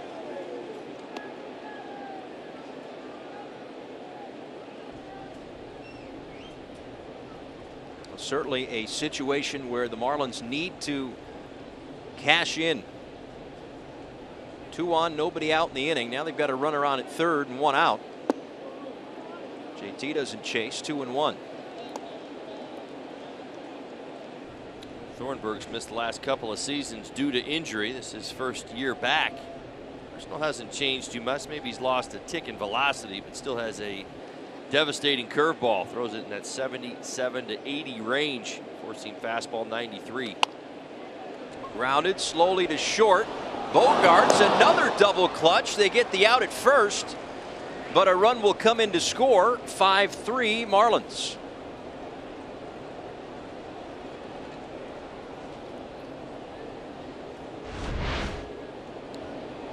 Now Bogarts is a little indecisive here. He thinks about turning 2, but realizes he's already past second base. That is a really tough flip.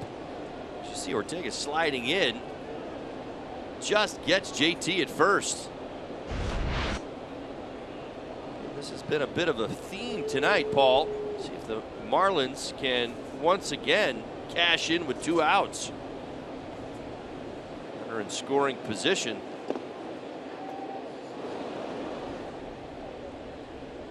Castro pulled the feed in the 3rd inning.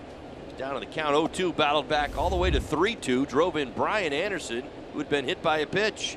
Great at bat.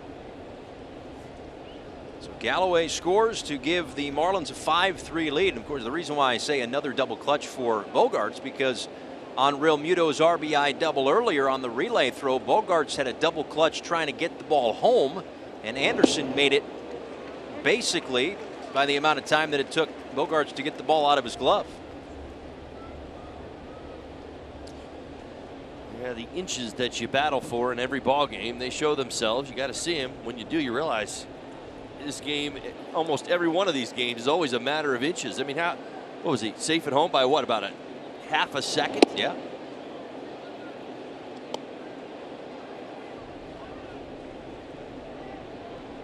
that's how good these big leaguers are. It's the one thing that you hear a lot of minor leaguers talk about when they first get here. Certainly a few of the Marlins can speak to this, especially the hitters, how good the defense is at the major league level compared to what you typically see in the minors.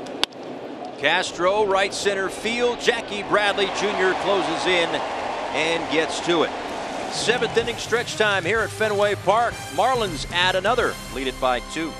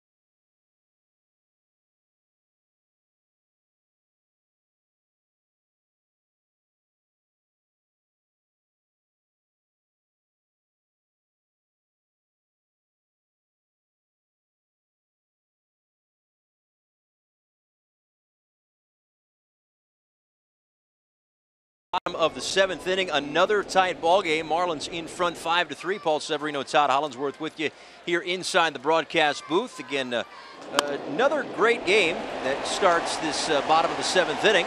Eduardo Nunez, a base hit off of Drew Ruzinski. It's been fun. It's been fun to watch and be in this ballpark the last couple of days. Similar to last night, tight late. We'll see if the Marlins can pull one out tonight. Well, we've had a lot of fun conversation over the last week or so. Even think back into when the team was back at home against the Yankees in a full house. Listen, they get to do it on the road here at Fenway. Packed house, big games. They showed up last night. A lot of things went well, but it didn't end well. Now, tonight, the one thing that we would probably say, well, what have we seen from the Red Sox all season long, as we've told you all at home? Got one of the best offenses in baseball. The Marlins have stayed on it. They've continued to add, just added another run last inning. But again, I know this. The Red Sox are going to fight till the very end. This one's going to be close, I'm sure, as we move to later innings. Yeah, you see the number 9 in the monitor over Todd's right shoulder. Of course, tomorrow, as we have mentioned, would have been Ted Williams' 100th birthday. Of course, he called this place home for so many years, did a lot of his damage in this ballpark, a Hall of Famer, twice a Triple Crown winner, and one of those players where could you, if you were a kid watching Ted Williams, could you model your game after him? You know how I always say, well, be like him, or was that like a one-of-a-kind? Well, many of us approach? did, absolutely. It's a great question, but I don't know if it's one that you necessarily answer like when you get to the finer details of a person's swing. There's things about my swing that I certainly took from Ted Williams that I learned from him that I applied to my game. Kinsler off the monster. Played there by Dean. To third goes Nunez. And the Red Sox have the tying runs in scoring position to lead off the 7th. Now Kinsler's first hit of the ball game happens to be his 400th career double. 36-year-old's had himself one heck of a career. That's a pretty big moment as you see the ball leave the field. That is why. Double number 400 for Kinsler. Now, once again, the Boston Red Sox back in business. Juan Nieves on the phone to the bullpen. We saw late lightning from the Red Sox last night. Steckenrider and Conley. A righty and a lefty up for the Marlins, as Blake Swihart will come in off the bench for Boston and hit for Sandy Leon.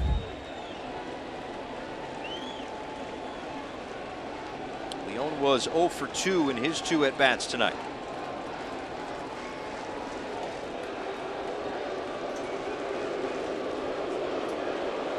And Don Mattingly out to the mound, and it looks as though he is going to make a change. Trying to protect this 5-3 lead with 2 on and nobody out in the bottom of the 7th inning. More drama at Fenway Park. It'll be Adam Conley in the Florida Lottery call to the bullpen.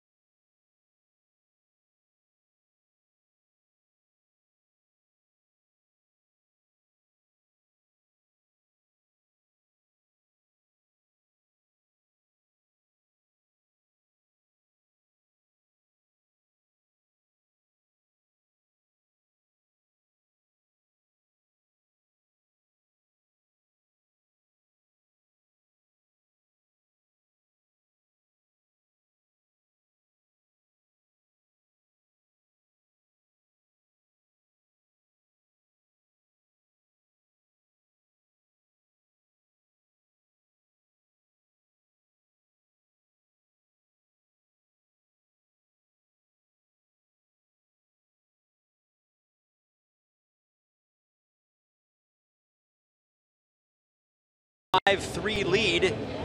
2 on and nobody out. Adam Conley in to face Blake Swihart here in inning number 7. T-Mobile, built for baseball. We talked about that All-Star game back in 1999. One of the great moments in Midsummer Classic history. The All-Century team was announced at that time, and the current All-Stars all around to see Ted Williams throw out the first pitch to another Red Sox legend, Carlton Fisk. Another Red Sox catcher, Blake Swihart, at the plate. And he takes a called strike. So it's Adam Conley. Conley snuck into last night's ball game, got an out. It was a big out at the time. The spot tonight couldn't be any bigger. Bottom 7, runners on second and third. Nobody out. 4.02 ERA. Last 3 times out, scoreless. Line drive, left field, a base hit. Nunez scores up to third. Goes Kinsler, and it's back to a 1-run game.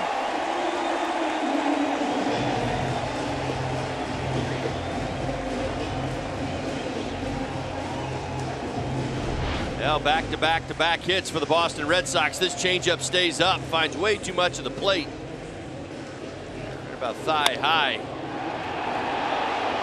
It's ripped into left.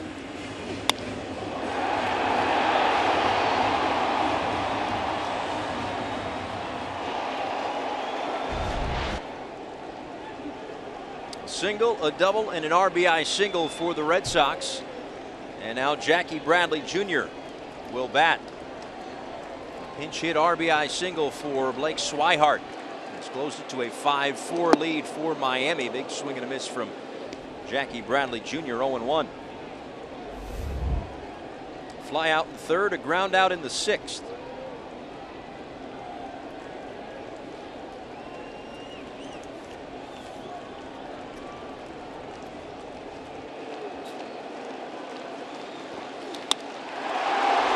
To center field. Galloway is going to have to play it off the wall. Kinsler will score easily. Being held at third is Swihart. Jackie Bradley Jr. has tied the game. Jackie Bradley Jr. came up clutch late last night. He does it once again here in Boston. Bottom 7, chasing 1, a long double off the Green Monster. Take another look. Slider stayed up at 87 miles an hour. Bradley Jr., he's been all over it here in the second half. That's much better. Driven in. He runs in the series.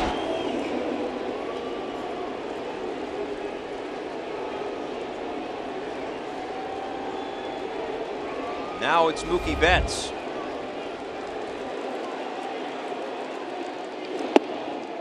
Strike at 95 miles an hour, 0-1. Yeah, and this is what the Boston Red Sox will do to you. The complications that you have, even with a base open. You see first base, you say, oh, well, maybe you want to avoid Mookie Betts. Create a lefty-lefty matchup with Benintendi.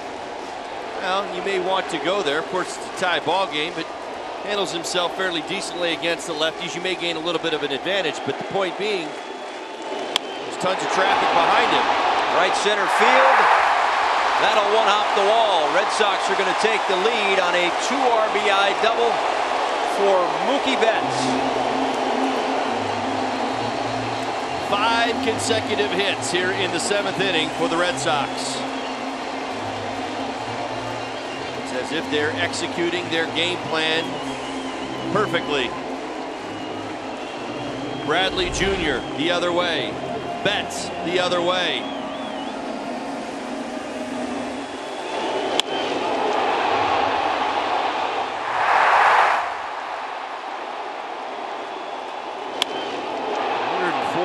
An hour off the bat.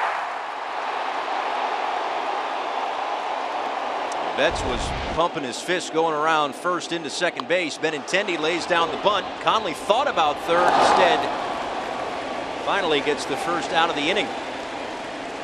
But now Betts 90 feet away from another insurance run.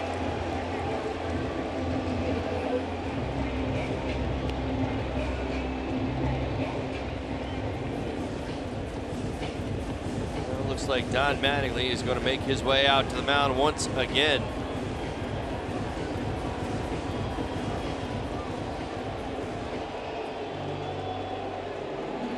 Steckenrider coming in out of the Marlins bullpen.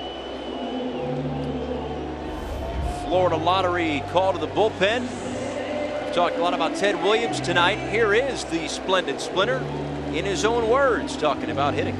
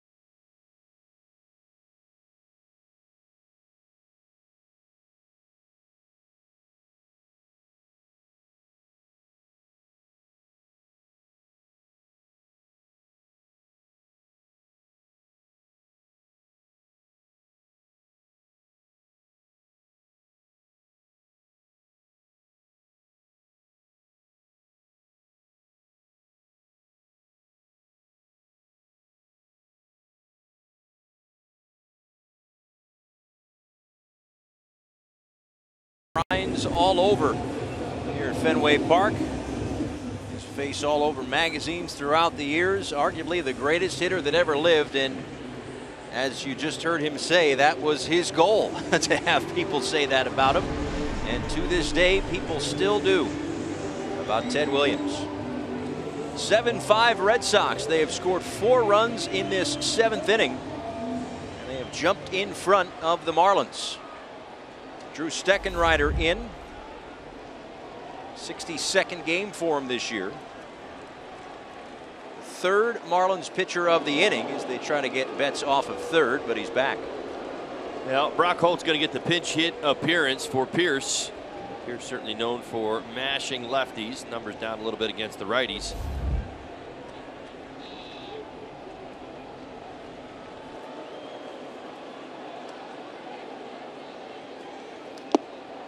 Swing and a miss, 96 miles an hour from Steckenrider, 0-1. Again, Marlins have the infield in, got to keep it where it's at. Miami fought back last night. Do they have another rally tonight? We shall see.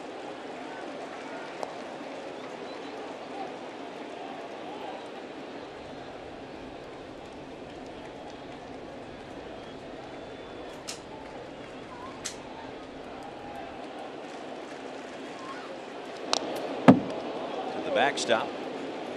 1-2.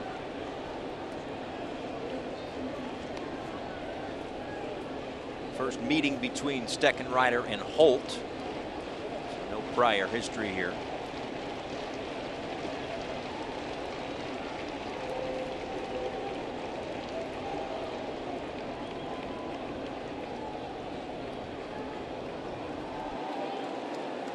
Been a super utility guy for the Boston Red Sox last couple of years.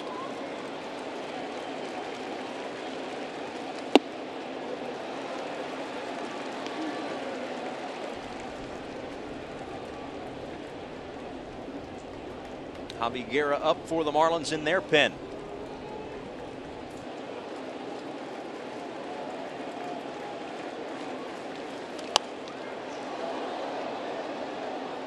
Steckenrider is not messing around, going right after Holt.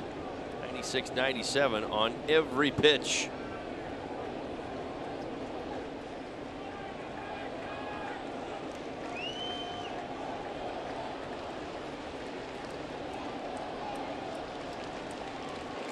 Another 2-2 pitch. Did he hold up?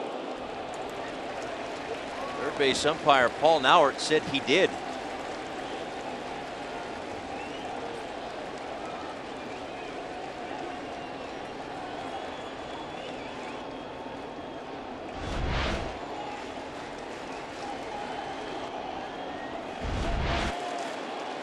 Two is fouled away. Holt steps into this situation, obviously picking up the pinch hit appearance where Pierce was in the 3 spot, but he's probably betting he's going to get a fastball to hit with the man waiting in the on deck circle, one JD Martinez.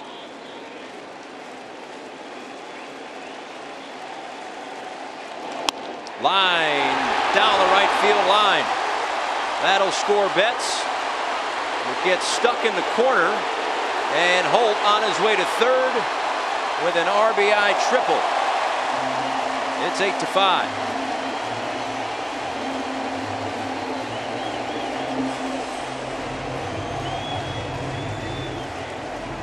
Well, 8 pitches, 8 fastballs from Steckenrider. The last one, the most costly. Holt able to jump on velocity in. Steckenrider had stayed up for most of the at-bat in a way. This ball is going to get held up in the corner. You have to proceed with caution if you're Ortega. You're kind of anticipating the ball rolling around that wall, maybe getting to you, and if it gets hung up, you just got to chase it down.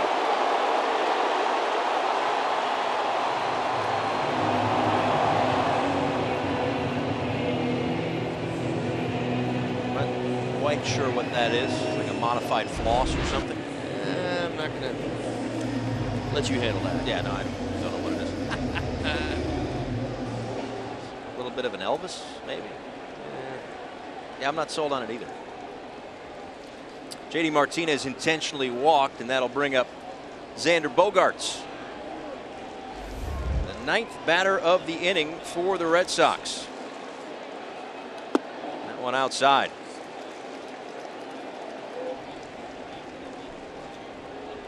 Single, double, single, double, double, sac bunt, triple, intentional walk.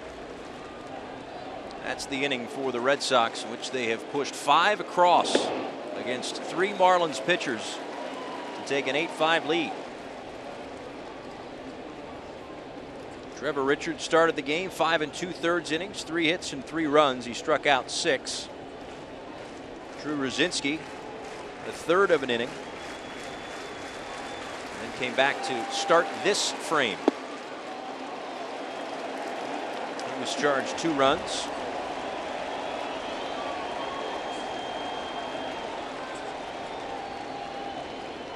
Adam Conley, a 3rd of an inning, 3 runs charged to him.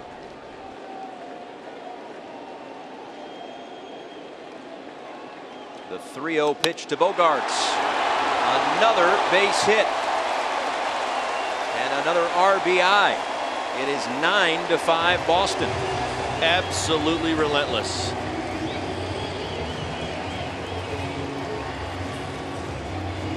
Bogaerts 76 RBIs on the season with runners in scoring position. Batting average up over 350 now. And he is the one who's protecting JD Martinez in the lineup. He's 111 RBIs. My goodness. Another Florida lottery call to the bullpen here at Fenway Park. Red Sox in control.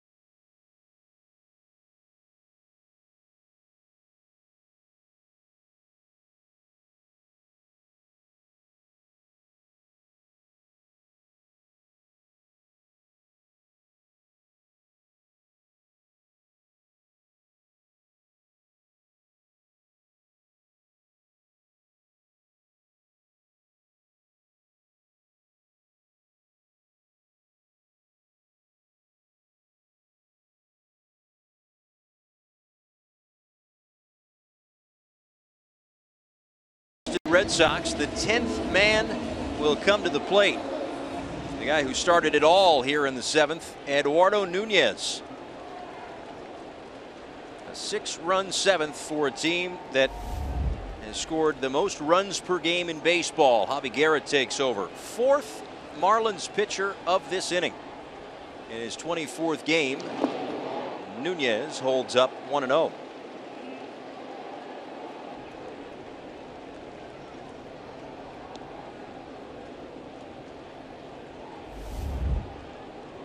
Still just 1 out.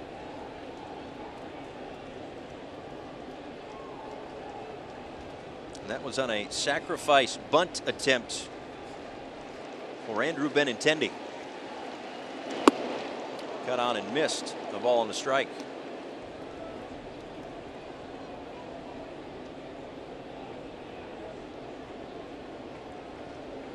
Well, relentless, yes, but also quick strike.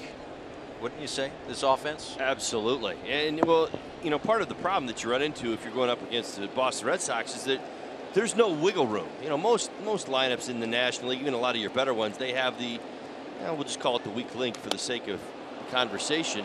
You know, you can pitch to it, or you can get to it, or you can get to the pitcher's spot or the lower half of that lineup. Well, of course, this is American League Baseball, but a lot of times you run into a position where, you know, Jackie Bradley Jr. is swinging a hot bat right now out of the 9 spot in the lineup. I mean, that's where they're at, and that's what the Boston Red Sox have been doing to the American League all season long. Listen, their home record is what it is here at Fenway Park for a reason. I mean, we found this out last night. They've only lost 18 times here. August is almost over. You can do the math. What is that, about 3 losses a month? Yeah. Yeah.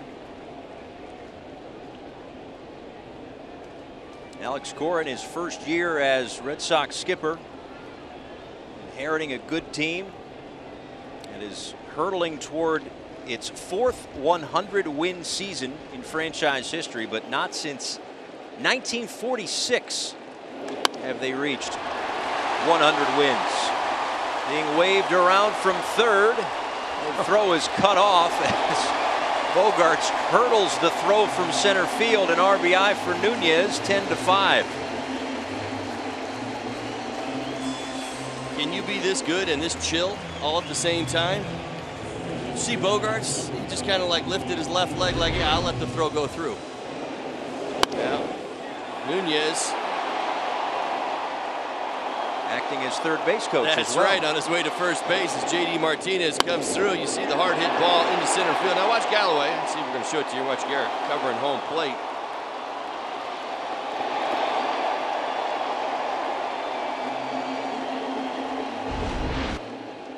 Now it's Kinsler.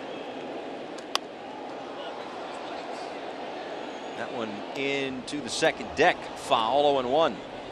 Kinsler doubled earlier in the inning, came around to score the 5th run of the game, 2nd of the inning. One more look at check this out. Bogarts. I mean, that's kind of just where they're at right now. You see the ball coming, just get out of the way. It's all right. Kinsler, base hit through the right side. Here comes Bogarts. The throw from right is off the mark. 11-5 Boston.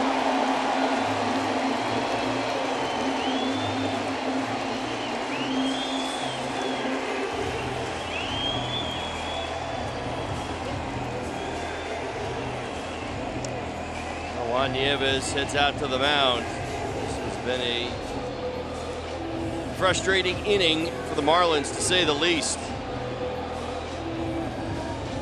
This isn't the Boston Red Sox benefiting from some balls, finding some holes. This has been a laser show. Yeah, that's Pedroia's line, the laser show, and has it ever been? 9 hits in this inning. 8 runs. Adding to what was the best team batting average in baseball at the start of play. 12 more hits for the Red Sox. And for the 2nd time this inning, pinch hitter Blake Swihart will come to the plate.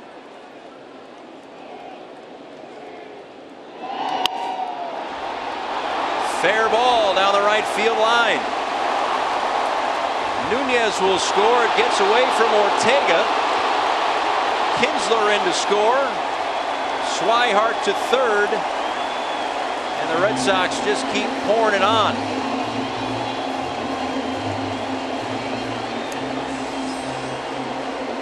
Now, Paul, we talked an awful lot yesterday about the ability to hit velocity. This Boston Red Sox team happens to be a top 5 team at hitting off-speed pitches too, and we've seen a little bit of that tonight. I think the theme is exit velocity, and that's what these guys do. Every hit this inning has been a line drive or a hard hit ball on the ground. And then on the transfer, the ball just slipped out of Ortega's hand. Only out in the inning is the sacrifice bunt by Benintendi.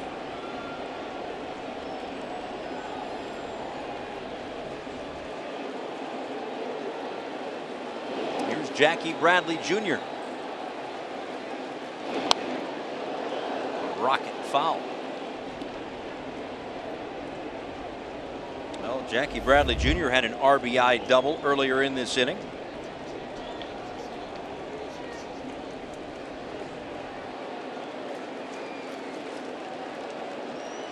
First time this season the Red Sox have scored 10 in an inning. Sure, it doesn't happen very often, but it certainly happened tonight. The Red Sox offense came into this 2-game series leading Major League Baseball with 706 runs on the season. They've added 21 to 727.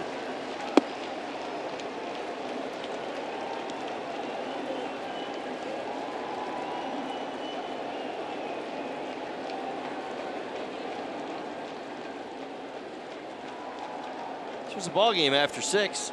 It was. It certainly was. Tap foul, still 2-2. And through 6, the Marlins, as we talked about earlier, had played the Red Sox pretty tight throughout this season. But you get a sense that maybe this is just a lot of pent-up frustration after what was a rough week for Boston. They had come into this series having been swept for the first time all year, losing 3 in a row to the Tampa Bay Rays. They only scored 5 runs in that series. Came back home where clearly they played pretty well, a Major League best 47-18 here at Fenway Park. Trying to get back on track as they get into the season's final month.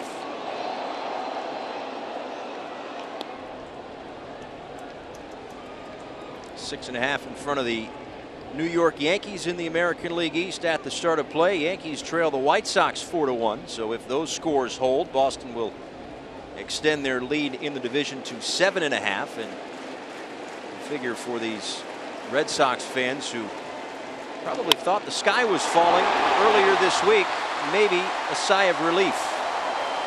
Another hit, another run.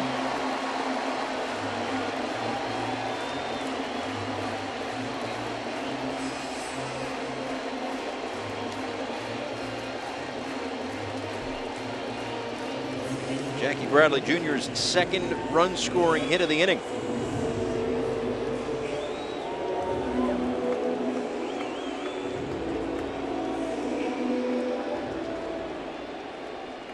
And it's back to Mookie Betts, who homered in the third and a 2 RBI double earlier in this frame. Yeah, I think we're seeing it this inning. A lot of times when you get into an inning like this, you know, most people would think at this stage of the inning that the Boston Red Sox are relaxed and they're loose. A lot of times what you'll see is the hitters get more focused. Reason being, you don't want to be the guy to make the out. Because you feel like everybody's going up there, and if you put together a good at-bat, you're getting the result you want.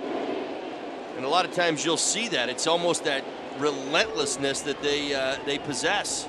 You can see it in Betts' face. I mean, I was watching him in the on-deck circle. I mean, he wasn't up there, you know, hey, we've scored 10 runs this inning, like, maybe he's going to give an at-bat away. Yeah, there was no sense of that. It was 5-4 in his mind. Right. And it's been that kind of an inning, hasn't it? An excuse me swing down the right field line that gets Jackie Bradley Jr. to third. It's one of those days.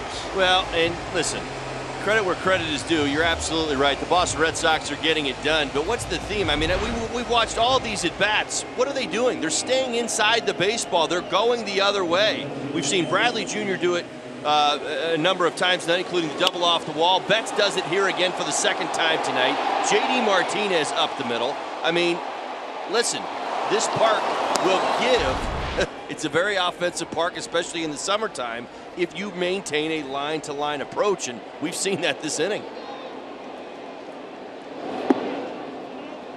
Benintendi takes low. It was his sacrifice bunt that was the only out thus far in what has been an 11-run inning. Probably regretting the sack. Yeah. What am I thinking? Chopped. Riddle runs down Betts, throws to first, and a double play ends the inning. Boy, Andrew Benintendi might get DFA'd after this inning. Made all 3 outs. 11 in the 7th.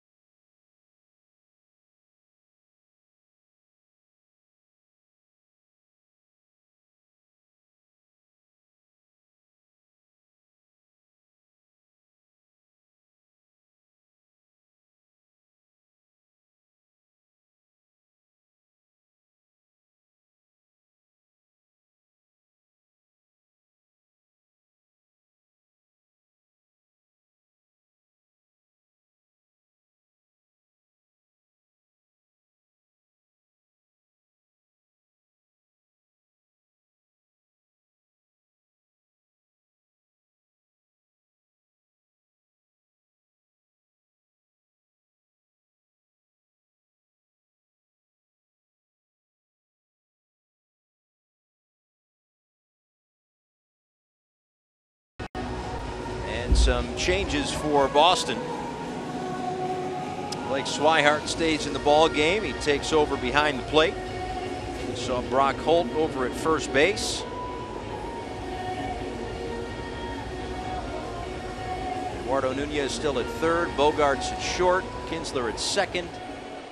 Betts, Bradley, Benintendi still in the game right to left in the outfield. Ryan Brazier in his 20th game this season, very effective in 20 innings of work, 18 strikeouts and a 141 batting average against. Derek Dietrich with a fly ball out to right field. When it ever comes down, Betts for the first out.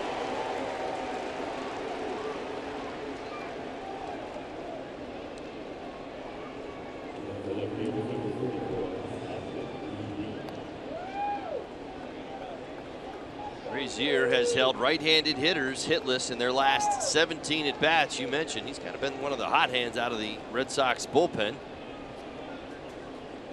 to figure a few things out down there. 0 for 3 tonight. Lined one off. David Price knocked him out of the ball game. It's a big moment. Price left early. Marlins got into the Red Sox bullpen. Able to add a few runs, and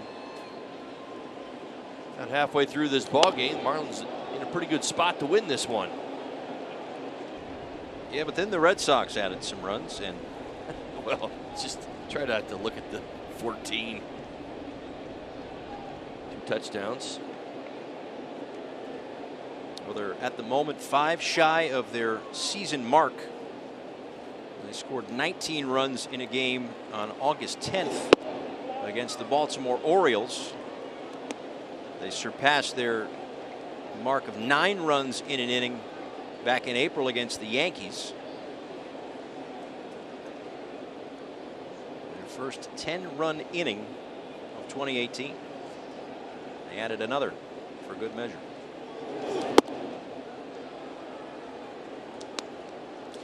To think they didn't take batting practice today. It was too hot. It was too hot then. The offense too hot now.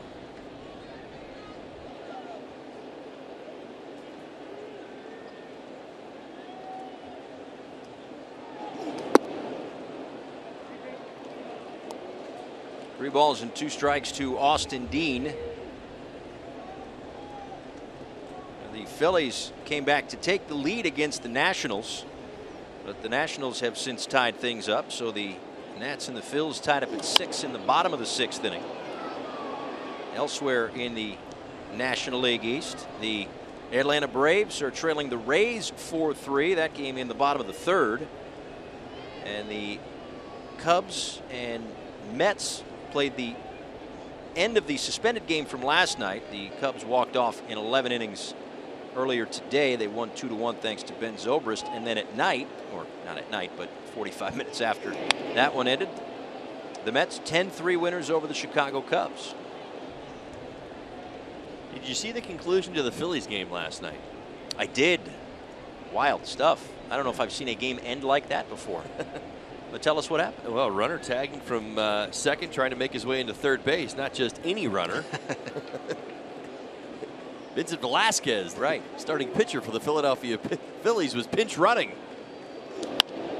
Decided to make an attempt at getting to third base, and I certainly understand it. I mean, there's elements of this that are defendable, but I'm not willing to go there. Point being that he was trying to get to third base. Of course, it would have been 2 outs in the inning, and of course, you maybe put a little more pressure on the mound. We talk pass balls, wild pitches all the time, but you can't leave early. Left second base early. That's how the game ended.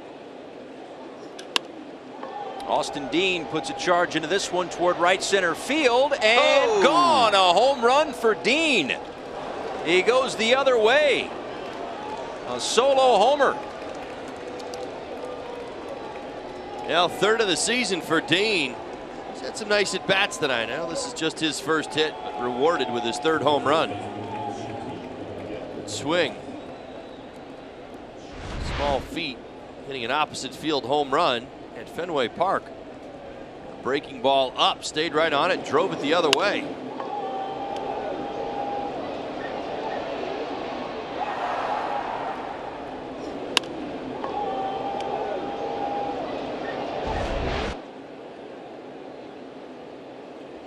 Now Miguel Rojas takes a called strike. Rojas 0 for 3 tonight. It's not often, to get back to what we were talking about, it's not often that an appeal actually works. Right. You almost never see an appeal work. Well, the thing about it is the entire Nats team, you know, basically threw their hands in the air when they saw Velasquez take off. Kind of fueled it. Wide of first, but Holt will have room for the 2nd out.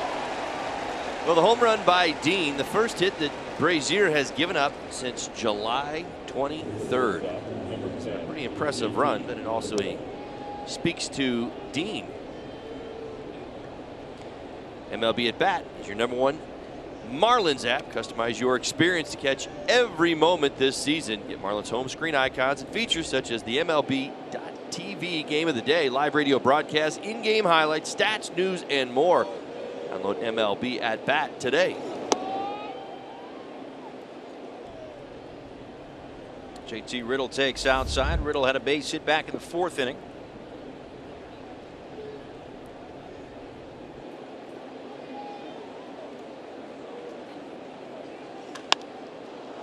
And he sends one out to center field, but Jackie Bradley Jr. with plenty of room to make the catch on the edge of the track. 7.5 in the books. Dean with a homer, with the Red Sox in front.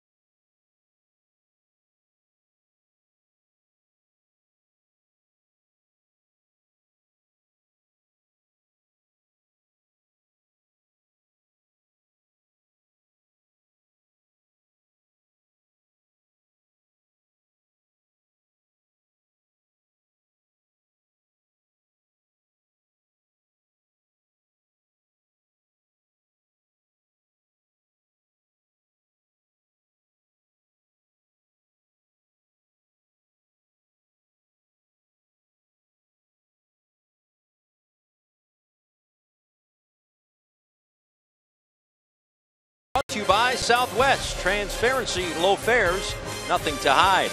By Lincoln. Join the Lincoln Summer Invitation Sales Event. And by your South Florida Honda dealers. On the eve of Ted Williams' 100th birthday, the Boston Red Sox, a splendid performance offensively against the Marlins tonight. Well, I'll tell you what, they did Ted Williams proud. My goodness. The bottom of the 7th inning. That is the 3rd inning in team history. Marlins have allowed 10+ hits in an inning. 10 versus the San Diego Padres, August 23rd, 2002. The 12 tonight.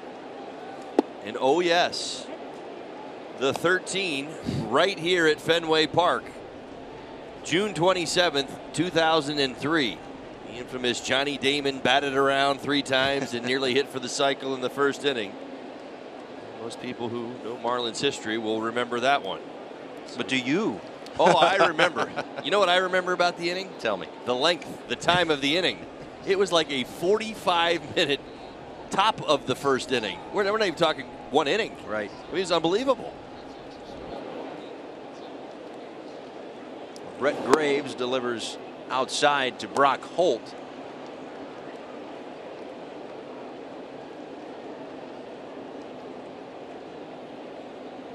Holt had an RBI triple and scored a run in the 7th inning. And now up the middle, a base hit.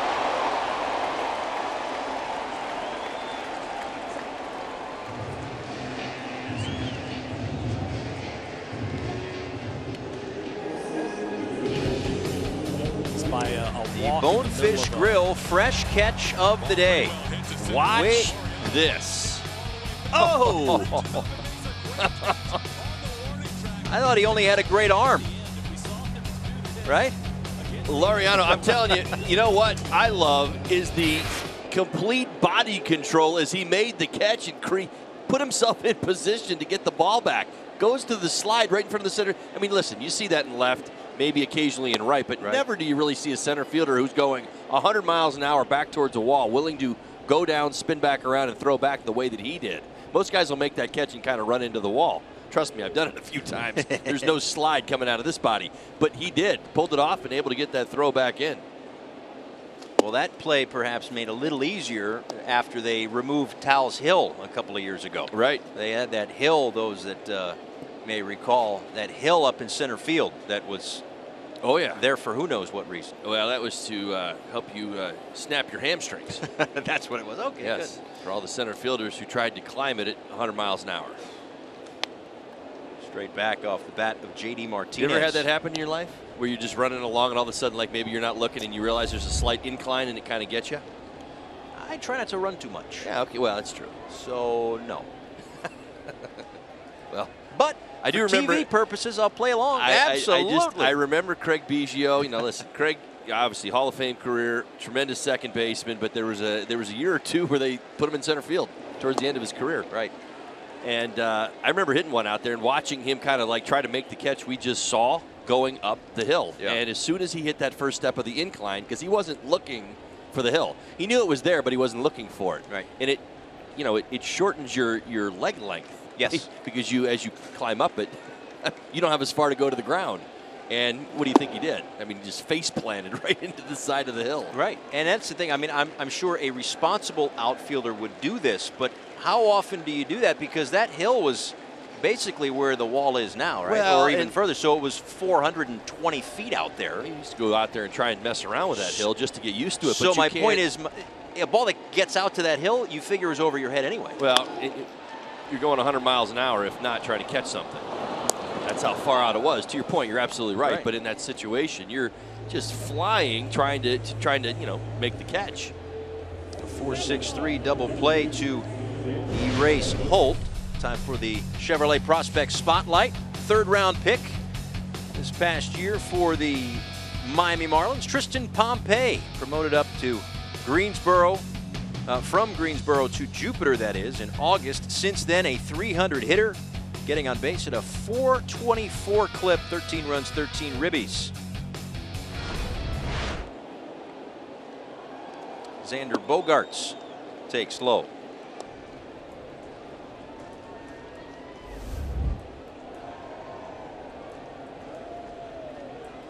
Bogaerts had an RBI single and scored a run in the 7th.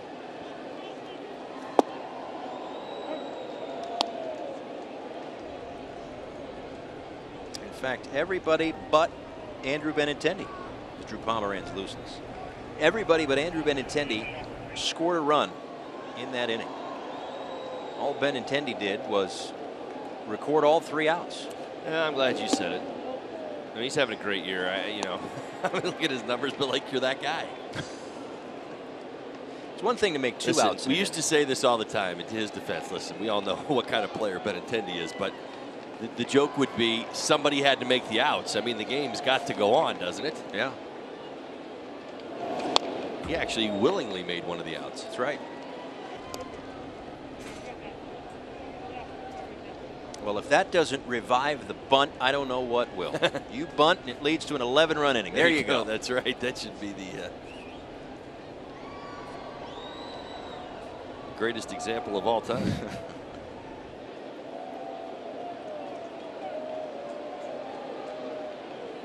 Graves gets the sign from Brian Holiday. Here's the 2-2 pitch. Line to Castro to end the inning. A base hit, but then a double play and a line drive, and this one goes to the 9th at Fenway Park.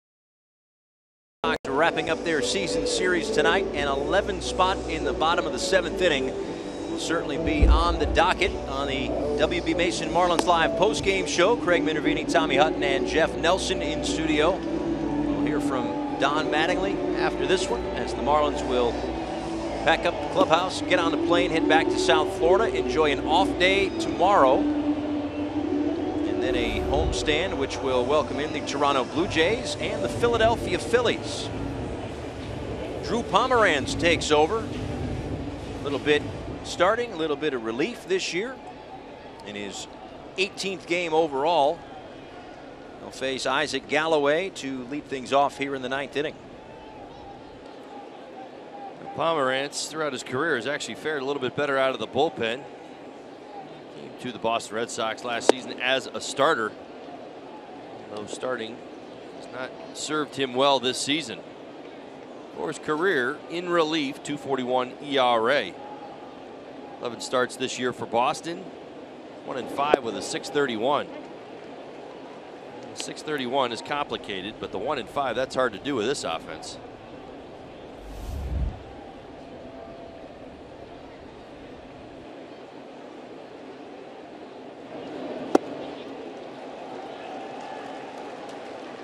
Galloway walked and scored back in the 7th.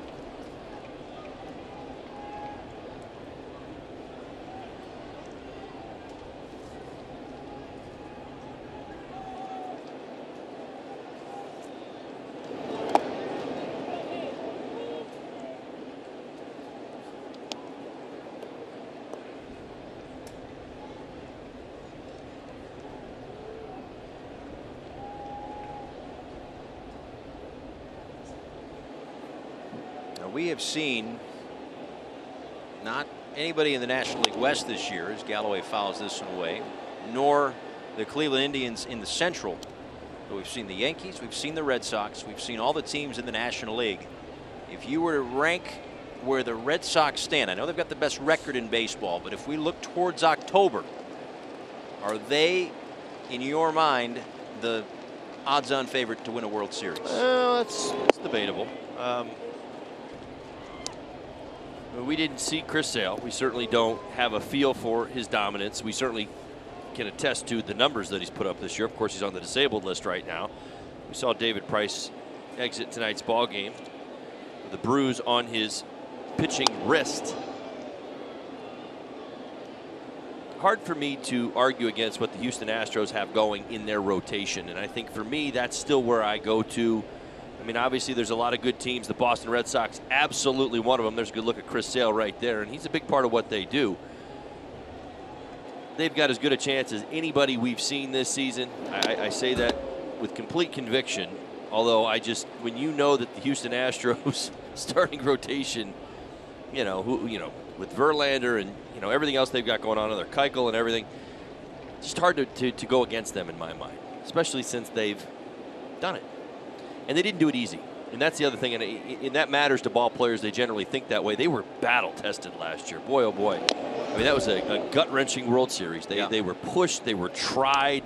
Everybody had to dig deep to get the thing done. They did it on the road. I mean, there's a million reasons why you'd look at them and say, okay, that's why that's my team. They were tested that way. Even this, what's been going on with the Oakland A's kind of put, a little back and forth there. They seem to be responding to that as well. Yeah, Astros needed 7 games to earn the pennant to get through the Yankees, and then 7 games to knock off the Los Angeles Dodgers. And they took different, many of the Astros took turns stepping into, the spotlight and coming through. That's impressive. Just sitting there necessarily relying on, your key stars over and over again to do it. That was one of the attributes that the 03 group that we had, is that each night we had different stars. Sometimes it would be Pierre or Lowell or Pudge and Niner. I mean, we just had different stars on different nights, and a lot of times that's I haven't even mentioned Miggy Cabrera, for crying out loud. I mean, it's like that's who we were, right? A walk to Galloway and a ball and no strikes to Rafael Ortega. And for the Astros today, Tyler White was that hero. A walk-off solo home run to give the Astros a 5-4 win over the Oakland A's. They had to battle back in that game today. That's right. They actually had the lead early, gave it back to the A's, snatched it back at the very end. So now that's a 2.5 game lead with a little over a month to play, a month and a day or two. Cleveland Indians 14 up on the competition in the Central. That is unbelievable. That division, and the Marlins are going to get to see that division next year. That's right. Oh man, they have Cleveland Indians have had the easiest road of anybody in baseball this season. Fastball by Pomerantz. It's by Ortega.